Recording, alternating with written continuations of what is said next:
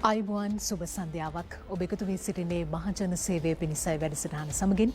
ඉතින් ආරාධනා කරනවා මෙතැන් සිට එකතු වන්න ස්වර්ණවාහිනී මහජන සේවය පිණිසයි වැඩසටහන සමගින් ඔබව දැනුවත් කරන්නට අපි අද දවසේදීත් කාලීන මාතෘකාවක් තෝරගෙන ඉන්නවා. ඉතින් එකතු වන්නට කියලා ආරාධනා කරනවා මෙතැන් සිට. ඉතින් අද දවසේදී අපි අපේ කතා බහට මාතෘකාව ලෙසින් තෝරාගත්තේ මේ දවස්වල බොහෝ දෙනෙකුගේ වැඩිම අවධානයකට වැඩිම කතා බහකට ලක්ව තිබෙන මාතෘකාවක් කොළඹ වරාය නගරයේ ඇත්ත නැත්ත පිළිබඳව අපේ රටේ මහජනතාව දැනුවත් කරන්නටයි අපි අද දවසෙන් මහජන සේවය පිණිසයි වැඩසටහනින් සූදානම් වෙන්නේ.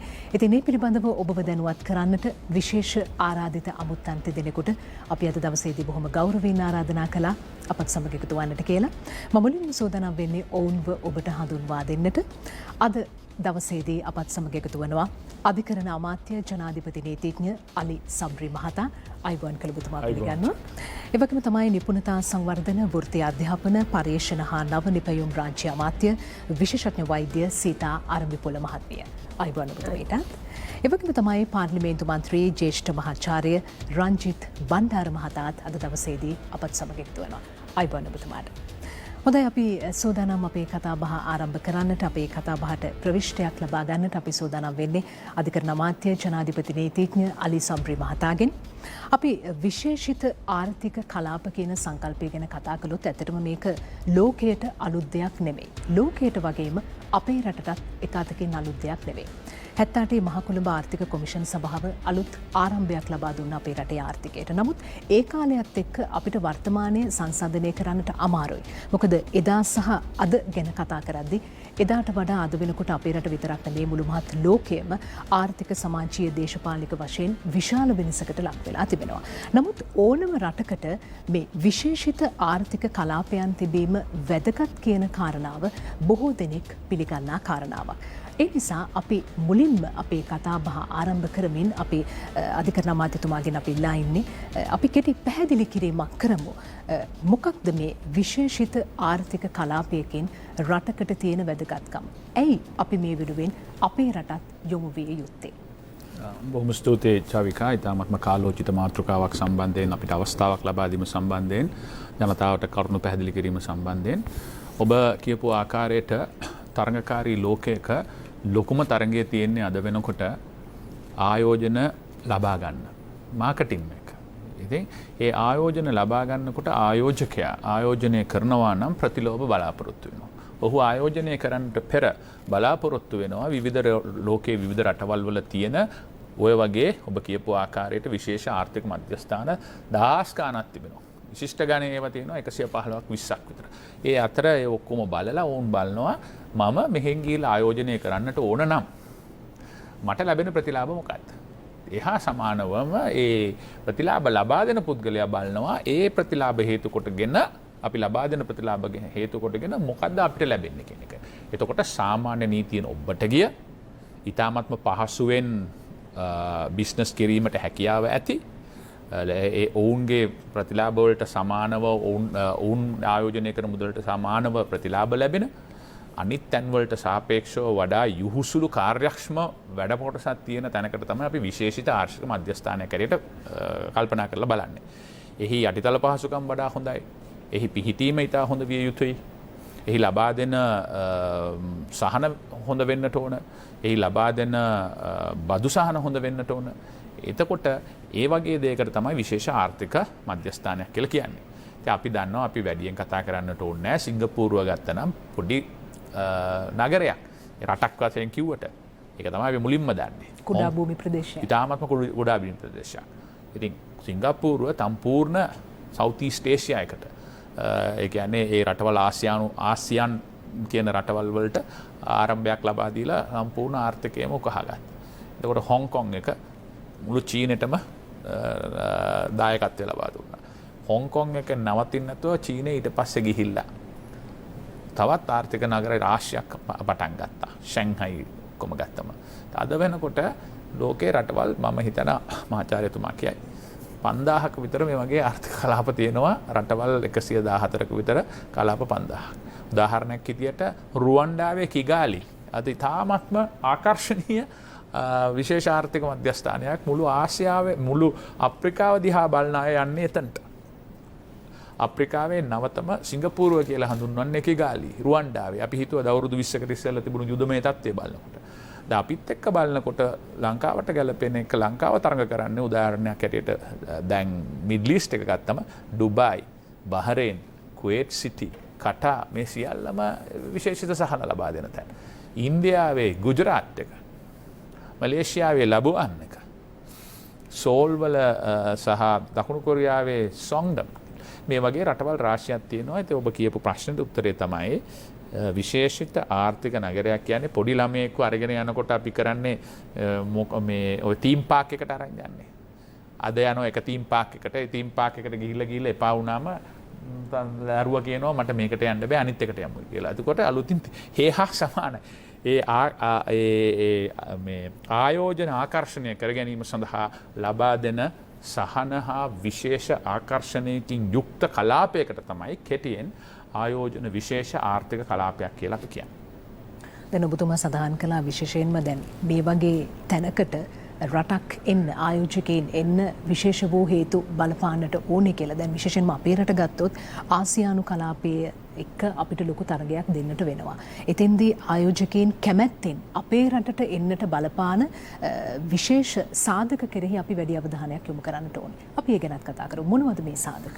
මම හිතනවා විශේෂම සාධකය තමයි දකින්නට ඇති අපේ පිහිටීම. අපේ පිහිටීම අති විශිෂ්ටයි. ඒක අපිට ස්වභාව ධර්මයෙන් ලැබුණු දේ. ඒ පිහිටීමත් එක්ක අපිට අතිවිශාල භූමිභාගයක් තියෙනවා සර්ව් කරන්න පුළුවන්. ඒ තමයි ඉන්දියාව බිලියන 1.4ක ප්‍රමාණයක්, පාකිස්තානය, බංග්ලාදේශය අද වෙනකොට ලෝකේ පළවෙනි ආර්ථික 34 ඉන්නවා. ඉදිරියට යනකොට 14 වෙනි ආර්ථිකය වෙන්න කියලා බොහෝ විට බලාපොරොත්තු වෙනවා අවුරුදු 10කින් 15කින්. ඒත් එක්කම මේ සම්පූර්ණ ඒරියා එකටම යන්න පුළුවන් දෙයක්. අපේ PTM අති විශිෂ්ටයි. අපේ අධ්‍යාපනයේ මට්ටම සාපේක්ෂව හොඳයි. අපේ ලියවීමේ කියවීමේ හැකියාව හොඳයි. අපේ එයා රූට් එක සහ සී රූට් එක කනෙක්ෂන් එක හොඳයි. අපේ ස්වභාවික සම්පත් රාශියක් තියෙනවා. ඒකත් එක්ක මේ කලාපයත් එක්ක බලනකොට අපේ නොබැඳී අපි කවදාවත් ඒ ක්‍රෙඩිට් එකක් නොදෙන දෙයක් තියෙනවා. අපේ නොබැඳී විදේශ ප්‍රතිපත්තිය. ඒ හින්දා අපිට සාපේක්ෂව තරඟකාරයෝ අඩුයි. තරහකාරයෝ අඩුයි. ඒක එක පැත්තකින් හොඳයි, තව පැත්තකින් ප්‍රශ්නකුත් එක්ක. හැමෝම බලනවා අපිව පාලනය කරන්න. ඉතින් මේකත් එක්ක අපිට ස්ට්‍රැටජිකලි ලොකේෂන් එක තමයි ඉතාමත් වැදගත්. ඒකත් එක්ක ඒකට බාර දෙන්න පුළුවන් හින්දා අපේ විශේෂත්වයක් අනිවාර්යයෙන්ම තියෙනවයි කියන එක හැමෝටම පේනවා. ඉතින් අපි ඒක කොහොමද අපේ වාසියට ඉංග්‍රීසියෙන් කියන එක්ස්ප්ලොයිට් කරන්නේ, යූස් කරන්නේ කොහොමද? ඒකනේ මේ තරඟකාරීත්වය තුළ තියෙන්නේ. අපිට තියෙන සම්පත්, අපිට තියෙන අපේ ලොකේෂන් එක, අපේ පිහිටීම, අපේ හැකියාව රටේ වාසියට, ජාතියේ වාසියට කොහොමද අපි උපයෝගී කරගන්න කියන එක තමයි මේ වෙලාවේ තියෙන්නේ. ඒ හින්දානේ අපි පස්සේ ඇමරිකාව කතා කරනවා, අපි ගැන ජපානය කතා කරනවා, ඉන්දියාව කතා කරනවා, චීනය කතා කරනවා. ඉතින් මම හිතන්නේ අපි මේ සියල්ල කළමනාකරණය කරගෙන අපේ නොබැඳී ඒ ආර්ථික ප්‍රතිපත්තියත් එක්ක සහ නොබැඳී විදේශ ප්‍රතිපත්තියත් එක්ක කළමනාකරණය කර ගැනීම සඳහා මහඟු අවස්ථාවක් තමයි මේකෙන් උදා වෙන්නේ. හොඳයි, දැන් මේ වගේ ව්‍යාපෘතියක් විශේෂයෙන්ම මේ කොළඹ වරාය නගර ව්‍යාපෘතිය ගැන කතා කළොත් අපේ රටේ හෙට දවස අනාගතය බාර ගන්නට ඉන්න දරුවන්, තරුණ පිරිස ඔවුන්ට ලැබෙන ප්‍රතිලාභ මොනවද? මේ වගේ ව්‍යාපෘතියකින් කියන කාරණාව බොහෝ දෙනෙක් මතු කරන දෙයක්. අපි මීට කලිනුත් මේ ගැන සමාජයේ විවිධ කතා බහ වලට ලක් වුණා. නමුත් මේ වෙලාවෙත් අපි ඒ ගැන වැඩි අවධානයක් යොමු කිරීම වැදගත් කියලා අපි හිතනවා. අමාත්‍ය සීතා අරඹිපොළ මහත්මියගෙන් මම අහන්න සූදානම් වෙන්නේ දැන් මේ වරාය නගර ව්‍යාපෘතිය හරහා කොහොමද අපි මොවුන් වෙනුවෙන් රැකියා අවස්ථා නිර්මාණය කරගන්නේ? වරාය නගර ව්‍යාපෘතිය හරහා අපේ රටේ අලුත් පරපුරට මොන වගේ අලුත් අවස්ථාවන්ද ලැබෙන්නේ? අපි ඔවුන් දැනුවත් කරන්නේ ගැන පැහැදිලි කිරීමක් කරමු. මම හිතන්නේ චවිකා රට බාර ගන්න ඉන්න අද දවසේ ඉන්න දරු පරපුර විතරක් නෙමෙයි දැනට තාරුණ්‍යයට එළඹිලා සිටින තමුන්ගේ ආර්ථිකයේ ඉස්සරහා ගැන හිතන රැකියා අවස්ථා ගැන හිතන බොහෝ දෙනෙකුට සුබදායි පණිවිඩයක් බවට පත් කරගන්න අවශ්‍ය අවස්ථාවක් තමයි මේ අපිට මේ ලැබිලා තියෙන්නේ. එතනදී අපි මේ දැන් මේ පෝර්ට් සිටි ප්‍රොජෙක්ට් එක එහෙම නැත්නම් මේ අපිට මේ ලැබෙන වරාය නගර ව්‍යාපෘතිය තාරුණ්‍යයේ යහපත උදෙසා හෙට දවස උදෙසා මෙන්න මේ එක කාරණාවක් නිසා බලපානවා කියලා කියන්නට බෑ. මොකද අපි මෙතනදී අපි ගත්තොත් පැති කීපයකින් තාරුණ්‍ය ඔබ කිව්වේ රැකියා අවස්ථා පිළිබඳ. ඔබ රැකියා අවස්ථාවන් කියලා අදහස් කරන්නේ මේ දරුවන්ට ඉදිරියේදී දියුණු ආර්ථිකයක් ලබා දෙන එකනේ. අපි සරලව ගත්තොත් මේක රැකියාවක් වෙන්න පුළුවන්, තමුන්ගේ ව්‍යාපාරයක් වෙන්න පුළුවන්, සමස්ත රටක් දියුණු වීමෙන් ලැබෙන ප්‍රතිලාභයක් වෙන්නට පුළුවන්. ඒතර සමස්ත රටක් දියුණු වුණා කියන්නේ ඒ රටේ ඒකීයභාවය වැඩි වෙනවා, රට තනියම නැගී හිටීමේ ශක්තිය වැඩි වෙනවා, රටේ ස්වාධීනත්වය වැඩි වෙනවා. ඒ රට ඕනෙම ලෝකේ රටකට මූණ දෙන්න ලෑස්ති වෙන රටක් බවට පත් වෙනවා. එතකොට ඉබේම තාරුණ්‍යයට, තරුණ පරපුරට තමුන්ගේ අනාගතය ගොඩනගන්න ඕනේ, වපසරිය ගොඩනැගෙන. අපි ඒ පැත්ත අමතක කරලා රැකියා පැත්තම ගැන කතා කළා. මෙතන රැකියා විවිධත්වයක් තියෙනවා. ඒ තමයි ඔබ දන්නවා අද වෙනකොට මේ රටේ අපි කියන බුද්ධි ගලණයක් තියෙනවා. මේ රටේ උගතුන් රට අතහැර යාමේ වැඩි සම්භාවිතාවයක් තියෙනවා. ඒක පරම්පරා ගානක ඉඳලා තිබිලා අදටත් ඒක වළංගුයි, හෙටටත් ඒ දේ වෙයිද කියන බියක් දෙමව්පිය තුලක් තියෙනවා. රටක් විදිහට අපි රටට ආදරය කරන ඕන කෙනෙක්ගේ හිතේ ඒක තියෙනවා. ඒතර මේ බුද්ධි ගලණය නවත්ත ගන්න පුළුවන් එක ස්තරයක රැකියා අවස්ථාවන් නිර්මාණය වෙනවා. මේ අපිට වරාය නගර ව්‍යාපෘතිය හරහා. ඒ කියන්නේ අපි කියනවා ඉතා ඉහළ මට්ටමේ, අපි කියනවා වයිට් කොලර් එහෙම නැත්නම් ඒ ඉහළ මට්ටමේ තනතුරු දරන රටින් පිට යන ඒ රැකියා හොයාගෙන යන බුද්ධි ගලණයට අපිට නිමාවක් තියන්න, තිතක් තියන්න යම් ප්‍රතිශතයකට හැකියාව ලැබෙනවා. එතනින් එහාට ගියාට පස්සේ රැකියාව කියන්නේ ඒ මට්ටමේ රැකියාව විතරක් නෙමෙයි. ස්තර කීපයකින් යනවා රටට රැකියාව. ව්‍යවසායකයා දක්වා එනකම්ම, තනියම වැඩ කරන කෙනා වෙනකම්ම, කම්කරුවා දක්වා වෙනකම්ම අපි මේ සියලු ස්තරවල රැකියා කරන්නට ඕනේ රටක් ඉදිරියට යන්න. ඒතර මේ රැකියා අපේක්ෂිත තරුණ පරම්පරාවක් ඉන්නවා අපි. එතකොට කොයි විදිහටද මේ රැකියා නිර්මාණය වෙන්නේ කිව්වොත් මේකේ ස්තර තුනකදී, අවස්ථා තුනකදී රැකියා අවස්ථාවන් ලැබෙනවා. එකක් තමයි දැන් අපි ඉස්සෙල්ලම ගත්තොත් මේ සරලව අහගෙන ඉන්න කෙනෙකුට අපි තේරෙන්න මේක කතා කරන්න ඕනේ. නිසා දැන් මූද ගොඩ කරලා වරාය නගරේ හදලා තියෙනවා. හැදුවට මේකේ යටිතල පහසුකම් හදන්න වෙනවා. පාරවල් ටික හදන්න ඕනේ, වතුර දෙන්න ඕනේ, එතනින් එහාට ගියාම විදුලිය දෙන්න ඕනේ. අන්න ඒ ස්තරයේදී යම් කිසි රැකියා අවස්ථාවක් ලැබෙනවා. ඒක ගොඩාක් වෙලාවට ලැබෙන්නේ දේශීය රැකියා අවස්ථා.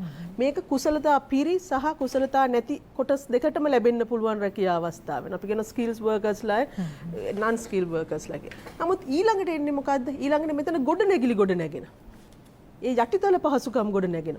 යටිතල පහසුකම් ගොඩනැගෙන්න අපි ගමේ ඉන්න කෙනෙක් මේක තේරුම් ගත්තත් ගමේ තරුණ පිරිස කොච්චර යනවද කොරියාවට රස්සාව? කොච්චර යනවද මාලදිවයිනේ රැකියා කරන්න? කොච්චර යනවද දුබායි රාජ්‍යයේ රැකියා කරන්න? එහෙ ගිහින් කොයිතරම් දුක් විඳිනවද තමුන්ගේ පවුලෙන් ඈත් වෙලා. හැබැයි ඒ රැකියා අවස්ථාවම තමුන්ගේ රට තුලට, තමුන්ගේ ගිණුමට, තමුන්ගේ පවුලට, ගමට ඩොලර් ගෙන්න පුළුවන් මට්ටමේ රැකියාවක් මෙතනදී ජනනය වෙනවා. එතනින් එහාට ගියාට පස්සේ දීර්ඝකාලීනව ලැබෙන රැකියා අවස්ථා, ඒක අපිට සංචාරක ව්‍යාපාරය, සෞඛ්‍ය ශාස්ත්‍රය, අධ්‍යාපනය, එතනින් එහාට ගියාම හෝටල් ශාස්ත්‍රය තමයි අපි සංචාරක ශාස්ත්‍රයත් එක්ක ඉන්නේ. මේ සියලු පරාසයන්ගේ ස්ථීර රැකියා රාශියක් බිහි වෙනවා. මේ රැකියාවත් එක්ක, මේ රැකියාවට ලැබෙන ඒ වැටුපත් එක්ක මේ වැටුප යන්නේ ගමේ පවුලට තමුන්ගේ. ඊට පස්සේ රට තුල තියෙන ගිණුමට මේ සියල්ල නිසා අද දවසේ මේ තරුණ පරපුර බලාපොරොත්තු වෙන රටේ වෙනසක් තියෙනවනේ. මේ හැමදාම තරුණ පරපුර බලාපොරොත්තු උනේ සාම්ප්‍රදායික රැකියාවෙන් මිදිලා ලෝකයේ ජයග්‍රහණය කරන අනික් රටවල් හා සමානව රැකියා කරන්න. ඒ තරුණ පරපුරට තියෙන අවස්ථාව ලබා ගන්න. මම හිතනවා අන්නේ ශේෂ්ත්‍ර සියල්ලංගෙම පොදුවේ රටක් වශයෙන් දියුණු වෙලා උන්ට ආර්ථිකමය ලැබෙන සහන වලට අමතරව, ඒ දියුණුවට අමතරව ඒ රැකියා අවස්ථා පැත්තෙනුත් අපිට ඔය ස්තර කීපයකදීම රැකියා අවස්ථාවල් ලැබෙනවා. ඒ අපි ඍජු රැකියා අවස්ථා. ඍජු රැකියා අවස්ථා විතරක් නෙමෙයි, වක්‍ර සහ වක්‍රව ලැබෙන රැකියා අවස්ථා කොපමණ ගොඩ නැගෙයිද කියන එක නිදහස් වෙළඳ කලාපය ගැන අත්දැකීම් තියෙන මේ රටේ ජනතාවට අලුතෙන් කියලා දෙන්න ඕනේ. මේ රටේ ජනතාව දැකපුරුදු දෙයින් අලුත් දෙයක් ගැන හිතන්න හරි දක්ෂයි. ඒකනේ අපිට කොරන්ටයින් එහෙම නැත්නම් නිරෝධායනේ ආපු වෙලාවේ අර කොහොඹ කොළ එල්ලගෙන ගමේ නිරෝධායනේ වෙච්ච විදිහ මතක් කරපුවම අපේ ජනතාව ඒක පිළිගත්තා. ඒක තමයි මේ අලුත් දෙයක් නෙමෙයි කිය. නිදහස් වෙළඳ කලාපයෙන් අපේ රටේ තරුණ පරපුරට කොයිතරම් අවස්ථා ලැබුණද? ඒ වගේ 100,000 ගුණයක අවස්ථා ලැබෙනවා. අන්නේ දන්න දෙයින් ඕනේ අපේ ගමේ කෙනා තරුණයාට මේක කියලා දෙන්න. ඉතින් මම හිතනවා ඒක තමයි අපි දැකලා තියෙන දේ. ඒ නිදහස් වෙළඳ කලාපය ඇති වුණාම ඒක ඇති වුණා බියගම ඇති වෙනවා වෙන කටුනායක ඇති වුණා කොග්ගල ඇති වුණා. ඒ එකම පනතක් අනුව තමයි ඒක ඇති වුණේ. අපි කියනවා මේ කොළඹ ආර්ථික කොමිසම වගින් තමයි ඒක ඇති වුණේ. එතකොට මහ කොළඹ කිව්වා කියලා කොග්ගල ඇති උනේ නිදහස් වෙළඳ කලාපේ. හැබැයි ඒ සංකල්පයේ තේරුම් ගත්තා නම් එතනින් ඇතිවෙච්ච රැකියා ප්‍රමාණයට සාපේක්ෂව මෙතන ඇති වෙන රැකියා ප්‍රමාණය ගැන යම්කිසි සංකල්පයක් ගන්නට ඕන කෙනෙකුට හැකියාව තියෙනවා. හොඳයි ඒ වගේම තමයි අපි දන්නවා අපේ රටේ පිහිටීම අපේ අධික නැමැතිතුමත් මුලින් සඳහන් කළා අපේ කතාව ආරම්භ කරද්දී මේ ලංකාවේ පිහිටීමත් එක්ක උපාය මාර්ගික වශයෙන් අපේ රටට මොනතරම්නම් වටිනාකමක් වැදගත්කමක් ලැබිලා තියෙනවද කියන කාරණාව. ඉතින් මේ දේ නිසාවෙන් තමයි ඇමරිකාව හෝ වේවා චීනය හෝ වේවා ඉන්දියාව හෝ වේවා මේ තරම් වූ අවධානයක් අපේ රට ගැන තියෙන්නේ. ඉතින් කෙසේ හෝ වේවා මේ කොළඹ වරායනගර ව්‍යාපෘති ඉදිකිරීම සඳහා චීනය ලබා දෙන විශාල සහයෝගයත් එක්ක බොහෝ දෙනෙක් තුළ මතුව තියෙන ප්‍රශ්නයක් තමයි මෙහි වැඩි ආයෝජන චීනයට ලබා දෙනවා යන කියන කාරණාව. දැන් ඒ හරහා චීන කොලනියක් ඇතිවන්නට යනවා කියන කතාබහකුත් මේ වෙලාවේ සමාජය අපිට විවිධ පාර්ශ්ව වලින් අහන්නට දකින්නට ලැබෙනවා. මම සූදානම් වෙන්නේ ජ්‍යෙෂ්ඨ මහාචාර්ය රංජිත් බණ්ඩාර මහතාගෙන් විමසන්නට. මොකක්ද මේ කතාවේ ඇත්ත කතාව? ඒ කියන්නේ මේ දේවල් වලින් වෙනත් රටවල ආයෝජකයින්ට ඒ වගේම අපේ රටේ ආයෝජකයින්ට අවස්ථාවක් ලැබෙන්නේ නැද්ද? මම හිතන්නේ ඔය සටන් පාටේ ශාරික 2015 ජනාධිපතිවරණයේ වෙලාවේ තමයි මේ සටන් පාට ඉදිරියට ආවේ. ඒ නිසා මම හිතනවා අපි අලුත් සටන් පාට හොයාගන්නට ඕන. අපි දන්න ඉතිහාසයේ 1947 තමයි ගල්ව ව්‍යාපාරය පටන් ගත්තේ. 1970 දශකයේ අග වෙනකන් කඩිනම් මහවැලි ව්‍යාපාරය ආරම්භ කරන තාක්කල් අපි උත්සාහ කරා කෘෂිකර්මාන්තාංශය දියුණු කරලා මේ රට දියුණු කරන්න. හැබැයි අදටත් අපි ආහාර අතින් ස්වයං පෝෂිත නැහැ. ඊට පස්සේ 1978 අපි ගරු සීතාරම්පුර මැතිනි කියපු ආකාරයට මහ කොළඹ ආර්ථික කොමිසම් සභාව ස්ථාපිත කරලා විදේශ ඍජු ආයෝජන නිදහස් වෙළඳ කලාප වලට අරගෙන ආවා. ඒ කියන්නේ අපි කෘෂිකර්මාන්තයෙන් නිෂ්පාදන යුගයට ප්‍රවිෂ්ඨ වුණා. එතකොට අවුරුදු 40කට පස්සේ අපි ආපහු හැරිලා බලපුවාම අපිට පේනවා ඒකත් ප්‍රමාණවත් නැහැ. අපේ රටේ තියෙන ප්‍රශ්න අපිට විසඳගන්න. දැන් රටේ ශ්‍රම බලකායෙන් 60%ක් කෘෂිකර්මාන්තංශෙත් නිෂ්පාදනාංශෙත් සේවා නියුක්ත වෙලා තියෙනවා. හැබැයි අපිට දලදේශ නිෂ්පාදිතයට දායක කරන්න පුළුවන්කම තියෙන 30%යි. ශ්‍රම බලකායෙන් 20%ක් නියුක්ත වෙලා ඉන්න සේවාංශයෙන් අපි දලදේශ නිෂ්පාදිතයට 55%ක දායකත්වය ලබා දෙනවා.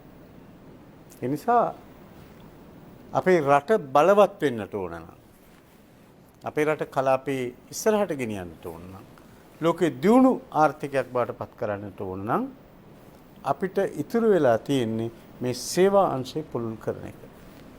මේක එවකට ජනාධිපතිතුමා ගරු අග්‍රාමාත්‍ය මහින්ද රාජපක්ෂ මැතිතුමා 2014 අවුරුද්දේ හඳුනගෙන මේ වරායනගර සංකල්පය ස්ථාපිත කරා. මේක මේ 7-5ක්වත් අපේ සල්ලි ආයෝජනය කරලා කරන එකක් නෙමෙයි. ඩොලර් බිලියන 1.4ක් චීන ආයෝජනයක්. මේ ආයෝජනයේ ප්‍රතිලාභ එයා අපිත් එක්ක බෙදා ගන්නවා. එතකොට කළ ආයෝජනයට එයාට වරායනගරෙන් යම්කිසි වරප්‍රසාදයක් ලැබෙන අතර වාරේ අපිට පුළුවන්කම තියෙනවා මේ වරායනගරේ ආරම්භ කරනකොටම ශවිකා ඇමරිකානු ඩොලර් බිලියන 15ක් මේ කලාපය තුළ ආයෝජනය වෙනවා. එතකොට ඔබට හිතා ගන්න පුළුවන්ද කොතරම් ලොකු බලපෑමක් අපේ ආර්ථිකයට මේක ඇති කරයිද කියලා. දැන් අපි ගමු අද අපි ලෝකේ රටවල් 100කට ආසන්න ප්‍රමාණයක් එක්ක අර්ධ වශයෙන් එහෙම නැත්නම් මුළුමනින්ම වසා දාලා. එයා තුන්වෙනි සහ හතරවෙනි රැල්ල ගැන කතා කරන්නේ. කොවිඩ් වසංගතය. කොවිඩ් වසංගතය. හැබැයි අපි කතා කරන්නේ මොනවද? අපි කතා කරන්නේ පරිසර සංරක්ෂණය, ආර්ථික සංවර්ධනය, ගම සමග වැඩසටහන, වැඩ සමග යලිගමට එක ගමට එක ගයක් එක ගමකට කඩයක් සමගයක් මේ සංවර්ධනය ගැන අපි කතා කරන්නේ. එතකොට අපි කුඩා රටක් වුණාට අපි විශාල හැරවීමක් මේ කාල සීමාව තුළ ඇති කරගෙන තියෙනවා. එතකොට අද වරාය නගරේ ස්ථාපිත වෙනකොට අපිත් එක්ක තරඟයට එන්නේ ඩුබායි, මැකායි, සිංගප්පූරු වගේ මේ වෙනකොට ස්ථාපිත ආර්ථික. එතකොට අපි මේ ප්‍රවණතාවය හඳුනාගෙන රට අලුත් මාවතකට ගන්න එක චීන කොලනියක් කරනවායි කියලා ඒකට ලඝු කරනවා නම් අපිට කියන්න තියෙන්නේ මොකද්ද? අලුත් සටන් පාඨයක් හොයාගන්න කියන එක පමණයි.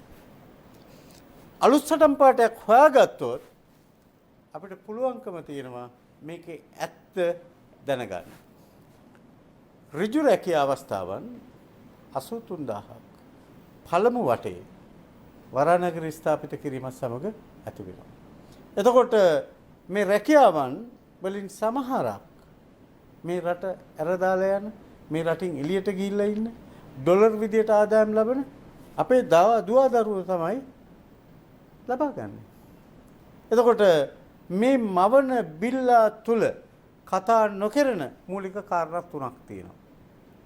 පළවෙනි එක තමයි දැන් ආර්ථික විද්‍යාව විෂයේ කියනවා නැවතුණු වාහනයක් නැවත පණ ගන්නට ඕන නම් ලොකු තල්ලුවක් දෙන්න ඕනට. න්‍යායක් තියෙනවා බිග් පුෂ් තියරි කියලා. මේක තමයි අපිට තියෙන එකම බිග් පුෂ් එක මේ වෙලාවේ.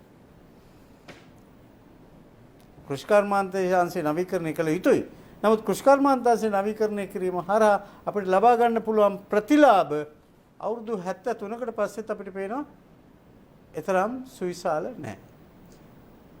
නිෂ්පාදනංශයේ පුළුල් කිරීම හරහා අපිට ලබා ගන්න පුළුවන් ප්‍රතිලාභ අවුරුදු 73කට පස්සෙත් අපි ආපහු බලනකොට අපිට වෙන එහෙම නැහැ. හැබැයි අපිට පේනවා සේවාංශයට ලොකු අවකාශයක් තියෙනවා. එතකොට මොන විදිහේ සේවාවන්ද මේක ඇතුලේ තියෙන්නේ? මේ වරාය නගරය කියලා කියන්නේ මේ එක පුංචි ව්‍යාපෘතියක් නෙමෙයි. මේක බහුවිධ ව්‍යාපෘතීන් සහිත උපාය මාර්ගික ආර්ථික මධ්‍යස්ථානයක්. දැන් අපි හදපු නිදහස් වෙළඳ කලාපවල තියෙන්නේ එක්ක ඇඟලුම් මහනවා එහෙම නැත්නම් වෙනත් නිෂ්පාදන ක්‍රියාවලියකට අවශ්‍ය අර්ධ නිපැයුමක් අපි නිෂ්පාදනය කරන්නේ. මෙතන ඊට වඩා පුළුල් පරාසයක කටයුතු කරනවා. එතකොට බහුවිධ අවස්ථාවන් මේ හරහා නිර්මාණය වෙනවා. ඒ නිසා මම විශ්වාස කරනවා මේ චීන කොලනියක් හදන්න උත්සාහ කරනවා කියන එක පරණ සටන් පාඨයක්. චීනට විතරක් නෙවෙයි ඇමරිකාවට, එංගලන්තයට, රුසියාවට, ප්‍රංශයට, ජර්මනියට, ජපානයට, ඉන්දියාවට, බංග්ලාදේශයට ලෝකේ අලුතින් ආයෝජන අවකාශයන් හොයන ඕනෑම කෙනෙකුට දේශීය සහ විදේශීය වශයෙන් මේ තුල ආයෝජනය කරන්න පුළුවන්. ඒ නිසා අපි නිර්මාණය කරන්නේ බහු ජාතික, බහු ආගමික, බහු වාර්ගික ව්‍යාපාර පරිසරයක්. මහජන සේවය පිණිසයි. විරාමයෙන් අනතුරු ඔබ නැවතත් එකතු වී සිටින්නේ මහජන සේවය පිණිසයි වැඩසටහන සමගින් අද දවසේදී අපි ඔබව දැනුවත් කරන්නට මාතෘකාව ලෙසින් තෝරාගත්තේ කොළඹ වරාය නගරයේ ඇත්ත නැත්ත. ඉතින් මේ පිළිබඳව ඔබව දැනුවත් කරන්නට අද දවසේදී අපත් සමග එකතු වන්නේ අධිකරණ අමාත්‍ය ජනාධිපති නීතිඥ අලි සබ්රි මහතා, ඒ වගේම නිපුණතා සංවර්ධන වෘත්තීය අධ්‍යාපන පර්යේෂණ හා නව නිපැයුම් රාජ්‍ය අමාත්‍ය විශේෂඥ වෛද්‍ය සීතා අරඹිපොළ මහත්මිය සමගින් පාර්ලිමේන්තු මන්ත්‍රී ජ්‍යෙෂ්ඨ මහාචාර්ය රංජිත් බණ්ඩාර මහතා. අපි විරාමයෙන් අනතුරු අපේ කතාබහ නැවතත් ආරම්භ කරන්නට සූදානම්. අධිකරණ අමාත්‍ය ජනාධිපති නීතිඥ අලි සබ්රි මහතාගෙන් තමයි අපි විරාමයෙන් පස්සේ අපේ කතාබහ පටන් ගන්න සූදානම් වෙන්නේ. දැන් මේ කොළඹ වරාය නගර ව්‍යාපෘතිය ගැන කතා කරද්දී බොහෝ දෙනෙක් මේ දවස්වල වැඩියෙන්ම මතු කරන කාරණාව තමයි මේ සඳහා පත් කෙරෙන කොළඹ වරාය නගර ආර්ථික කොමිෂන් සභාව මේ පනත් කෙටුම්පත මේ ගැන තමයි අද දවසේදීත් වැඩි අවධානයකට ලක්වුණු කතාබහකට ලක්වුණු මාතෘකාව විදිහට අපිට හඳුනා ගන්න ලැබුණේ. ඔබතුමාගෙන්ම අහන්නට සූදානම් වෙන්නේ මුලින්ම ඇත්තටම ඇයි මේ වගේ කොමිෂන් සභාවක් අවශ්‍ය වෙන්නේ? මොකක්ද මෙහි කාර්යභාරය? අපි ටිකක් කෙටියෙන් පැහැදිලි කරමු ජනතාවට මොකක්ද මේ කියලා. කොමිෂන් සභාවක් අවශ්‍ය වෙන්නේ ඔබ කියපු ආකාරයට අර මුලින්ම ඉස්සෙල්ලා අපි පටන් ගත්තනේ එකක් ආයෝජන මණ්ඩලය මහ කොළඹ ආර්ථික කොමිසම කියලා කිව්වට ඒක ක්‍රියාත්මක කරන්න කොමිසමක් පත් කරා. ඊට පස්සේ ඒක තමයි ආයෝජන මණ්ඩලය හැටියට තීරණය වුණේ. දැන් ආයෝජන මණ්ඩලයේ සභාපතිවරයෙක් ඇතුළු අධ්‍යක්ෂ මණ්ඩලයක් තියෙනවා. ඔවුන් ආයෝජන මණ්ඩලය හරහා එක දේවල් බලය පාවිච්චි කරනවා. බලය පාවිච්චි කරලා යම් යම් දේවල් කරන්න. මුල ඉඳලම අපි බලාපොරොත්තු වෙච්ච දෙයක් තියෙනවා. ඒක තමයි one stop shop එකක් හදාගන්න. ඒ කියන්නේ ලංකාවේ අද ආයෝජකයා ආවනම් අපි දන්නවා අපි ගයක් හදාගන්න ගියාම අවුරුදු 3-4ක් එක පැත්ත වතුර ගන්න එක පැත්තකට යන්නට ඕන, මේක ලියා ගන්න තව තැනකට යන්නට ඕන, පළාත් පාලන ආයතනයට යන්න ඕන, ජල අරගන්න බඳ ඕන, කණුවක් වෙනහ කරගෙන යන්නට ඕන. ආයෝජකයෙ එහෙම එන්නේ නැහනේ. එතකොට ඔහුට අවශ්‍යයි එකම තැනකින් මේ සියල්ල ඉතා පහසුවෙන් කරගන්න. අර ඉවෙන්ට් මැනේජර්ස්ලා තියෙන්නේ දැන් අලුතින් දැන් මේ විවාහ මංගල්‍යයට සම්බන්ධ වෙන්න අය වෙන වෙනම ගිහිල්ලා මල් හොයන්නයි ගල් ඔක්කොම දේවල් කරන්න ගියොත් කොච්චර යනවද ඒ හින්දා දැන් ඒ ගිහිල්ලා තියෙන ඒකට වෙනම බිස්නස් එකක් තියෙනවා. එතකොට ගිහිල්ලා ඉවෙන්ට් මැනේජර් කෙනෙක් අරගත්තම ඔහු බලලා දෙනවා කවුද අන්දන්නේ, මොන හොටෙල් එකටද යන්නේ, කෑම ටික කොහොමද, සැරසිලි කොහොමද කියලා. ඉතින් ආයෝජකයාටත් අවශ්‍ය one stop shop එකක්. එක තැනක ඉඳගෙන ඔහුගේ සියලු අවශ්‍යතා ඉටු කරලා පහසුවෙන් ඔහුගේ ආයෝජනයට අවශ්‍ය පහසුකම් සලසා දෙන එකට. ඒක ලෝකේ හුඟක් තැන්වල තියෙන දෙයක්. ඉතින් ඒක තමයි BIO එකෙත් කරේ. BOI එකෙන් කරේ, ඒක ආයෝජන මණ්ඩලයෙන් කරේ එක තැන්වල. නමුත් ඒක අපි ඒකෙන් සෑහෙන දෙයක් මේ රටට හම්බ වුණා. ඒකට සමහර අය කිව්වා 78 දී පිටරට කාන්තාවන්ගේ ඒක යට ඇඳුම් මහන්න තමයි මේක කරන්නේ, මේක අනවශ්‍ය වැඩක් කියලා. අද වෙනකොට අපි දන්නවා ඇඟලුම් ශේෂ්ත්‍රය අපි ඉහළටම ගිහිල්ලා තියෙනවා. පෞගිය අවුරුද්දේ ලංකාවට ආපු ආදායමෙන් බිලියන 4ක් ආවේ ඇඟලුම් වල. එහෙම නැත්නම් අපි රට කර්ෂණය විනාශයි. ඉතින් ඒ හින්දා එහා සමානවම තමයි මේක ඊට වඩා පුළුල් විශාල දෙයක්. අර අපේ මහාචාර්යතුමයි වෛද්‍යතුමිය කියපු ආකාරයට මේ වගේ පුළුල් දෙයක් පාලනය කිරීම සඳහා යම්කිසි නෛතික අස්තිතියක් අවශ්‍යයි. ඒක තමයි මේ කොමිෂන් එක කියලා කියන්නේ. එතකොට ඔවුන් ඒ බලය පාවිච්චි කරලා මේ සම්පූර්ණ භූමි භාගය පාලනය කරනවා. ඒ පාලනය කරන්නේ ශ්‍රී ලංකාවේ තව විශේෂිත කොටසක් හැටියට. දැන් උදාහරණයක් හැටියට මේ දවස්වල පළාත් සභා ටික ක්‍රියාත්මක වෙනවා. කවුද පාලනය කරන්නේ? ගවර්නර්නේ.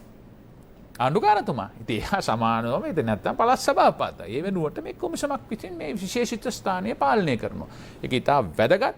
මොකද ඉතා ඉක්මනින් තීන්දුව తీරන අරගෙන one stop shop එකක් හැටියට ක්‍රියා කරලා ඒත් අපි කියනවා ඉංග්‍රීසියෙන් red tape කියලා.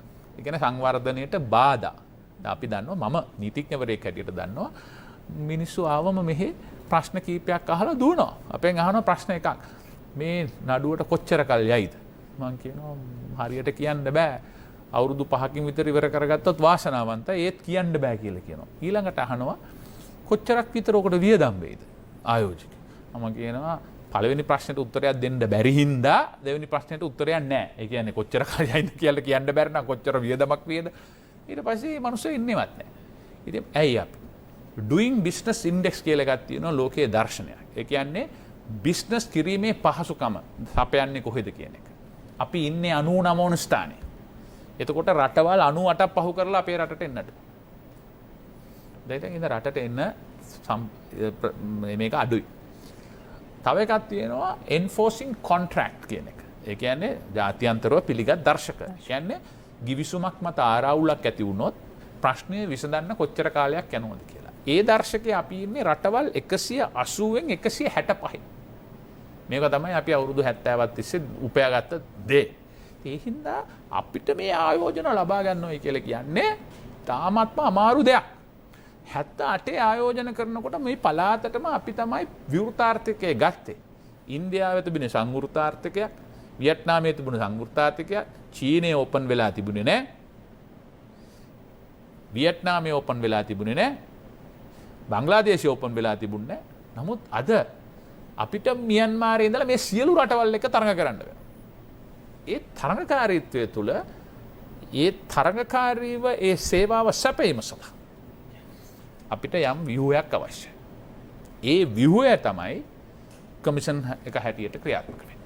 එතකොට මේ ජනාධිපතිතුමාට මේ කොමිෂන් සභාවට අදාළව තිබෙන බලතල මොනවද කියන එකත් බොහෝ අය මතු කරන දෙයක්. අපි ඒක ගැනත් කියමු. පනතට අනුව ඉතාමත්ම පැහැදිලි. ජනාධිපතිතුමා රටේ ජනාධිපතිවරයා හැටියට කාවද පත් කරගන්නේ.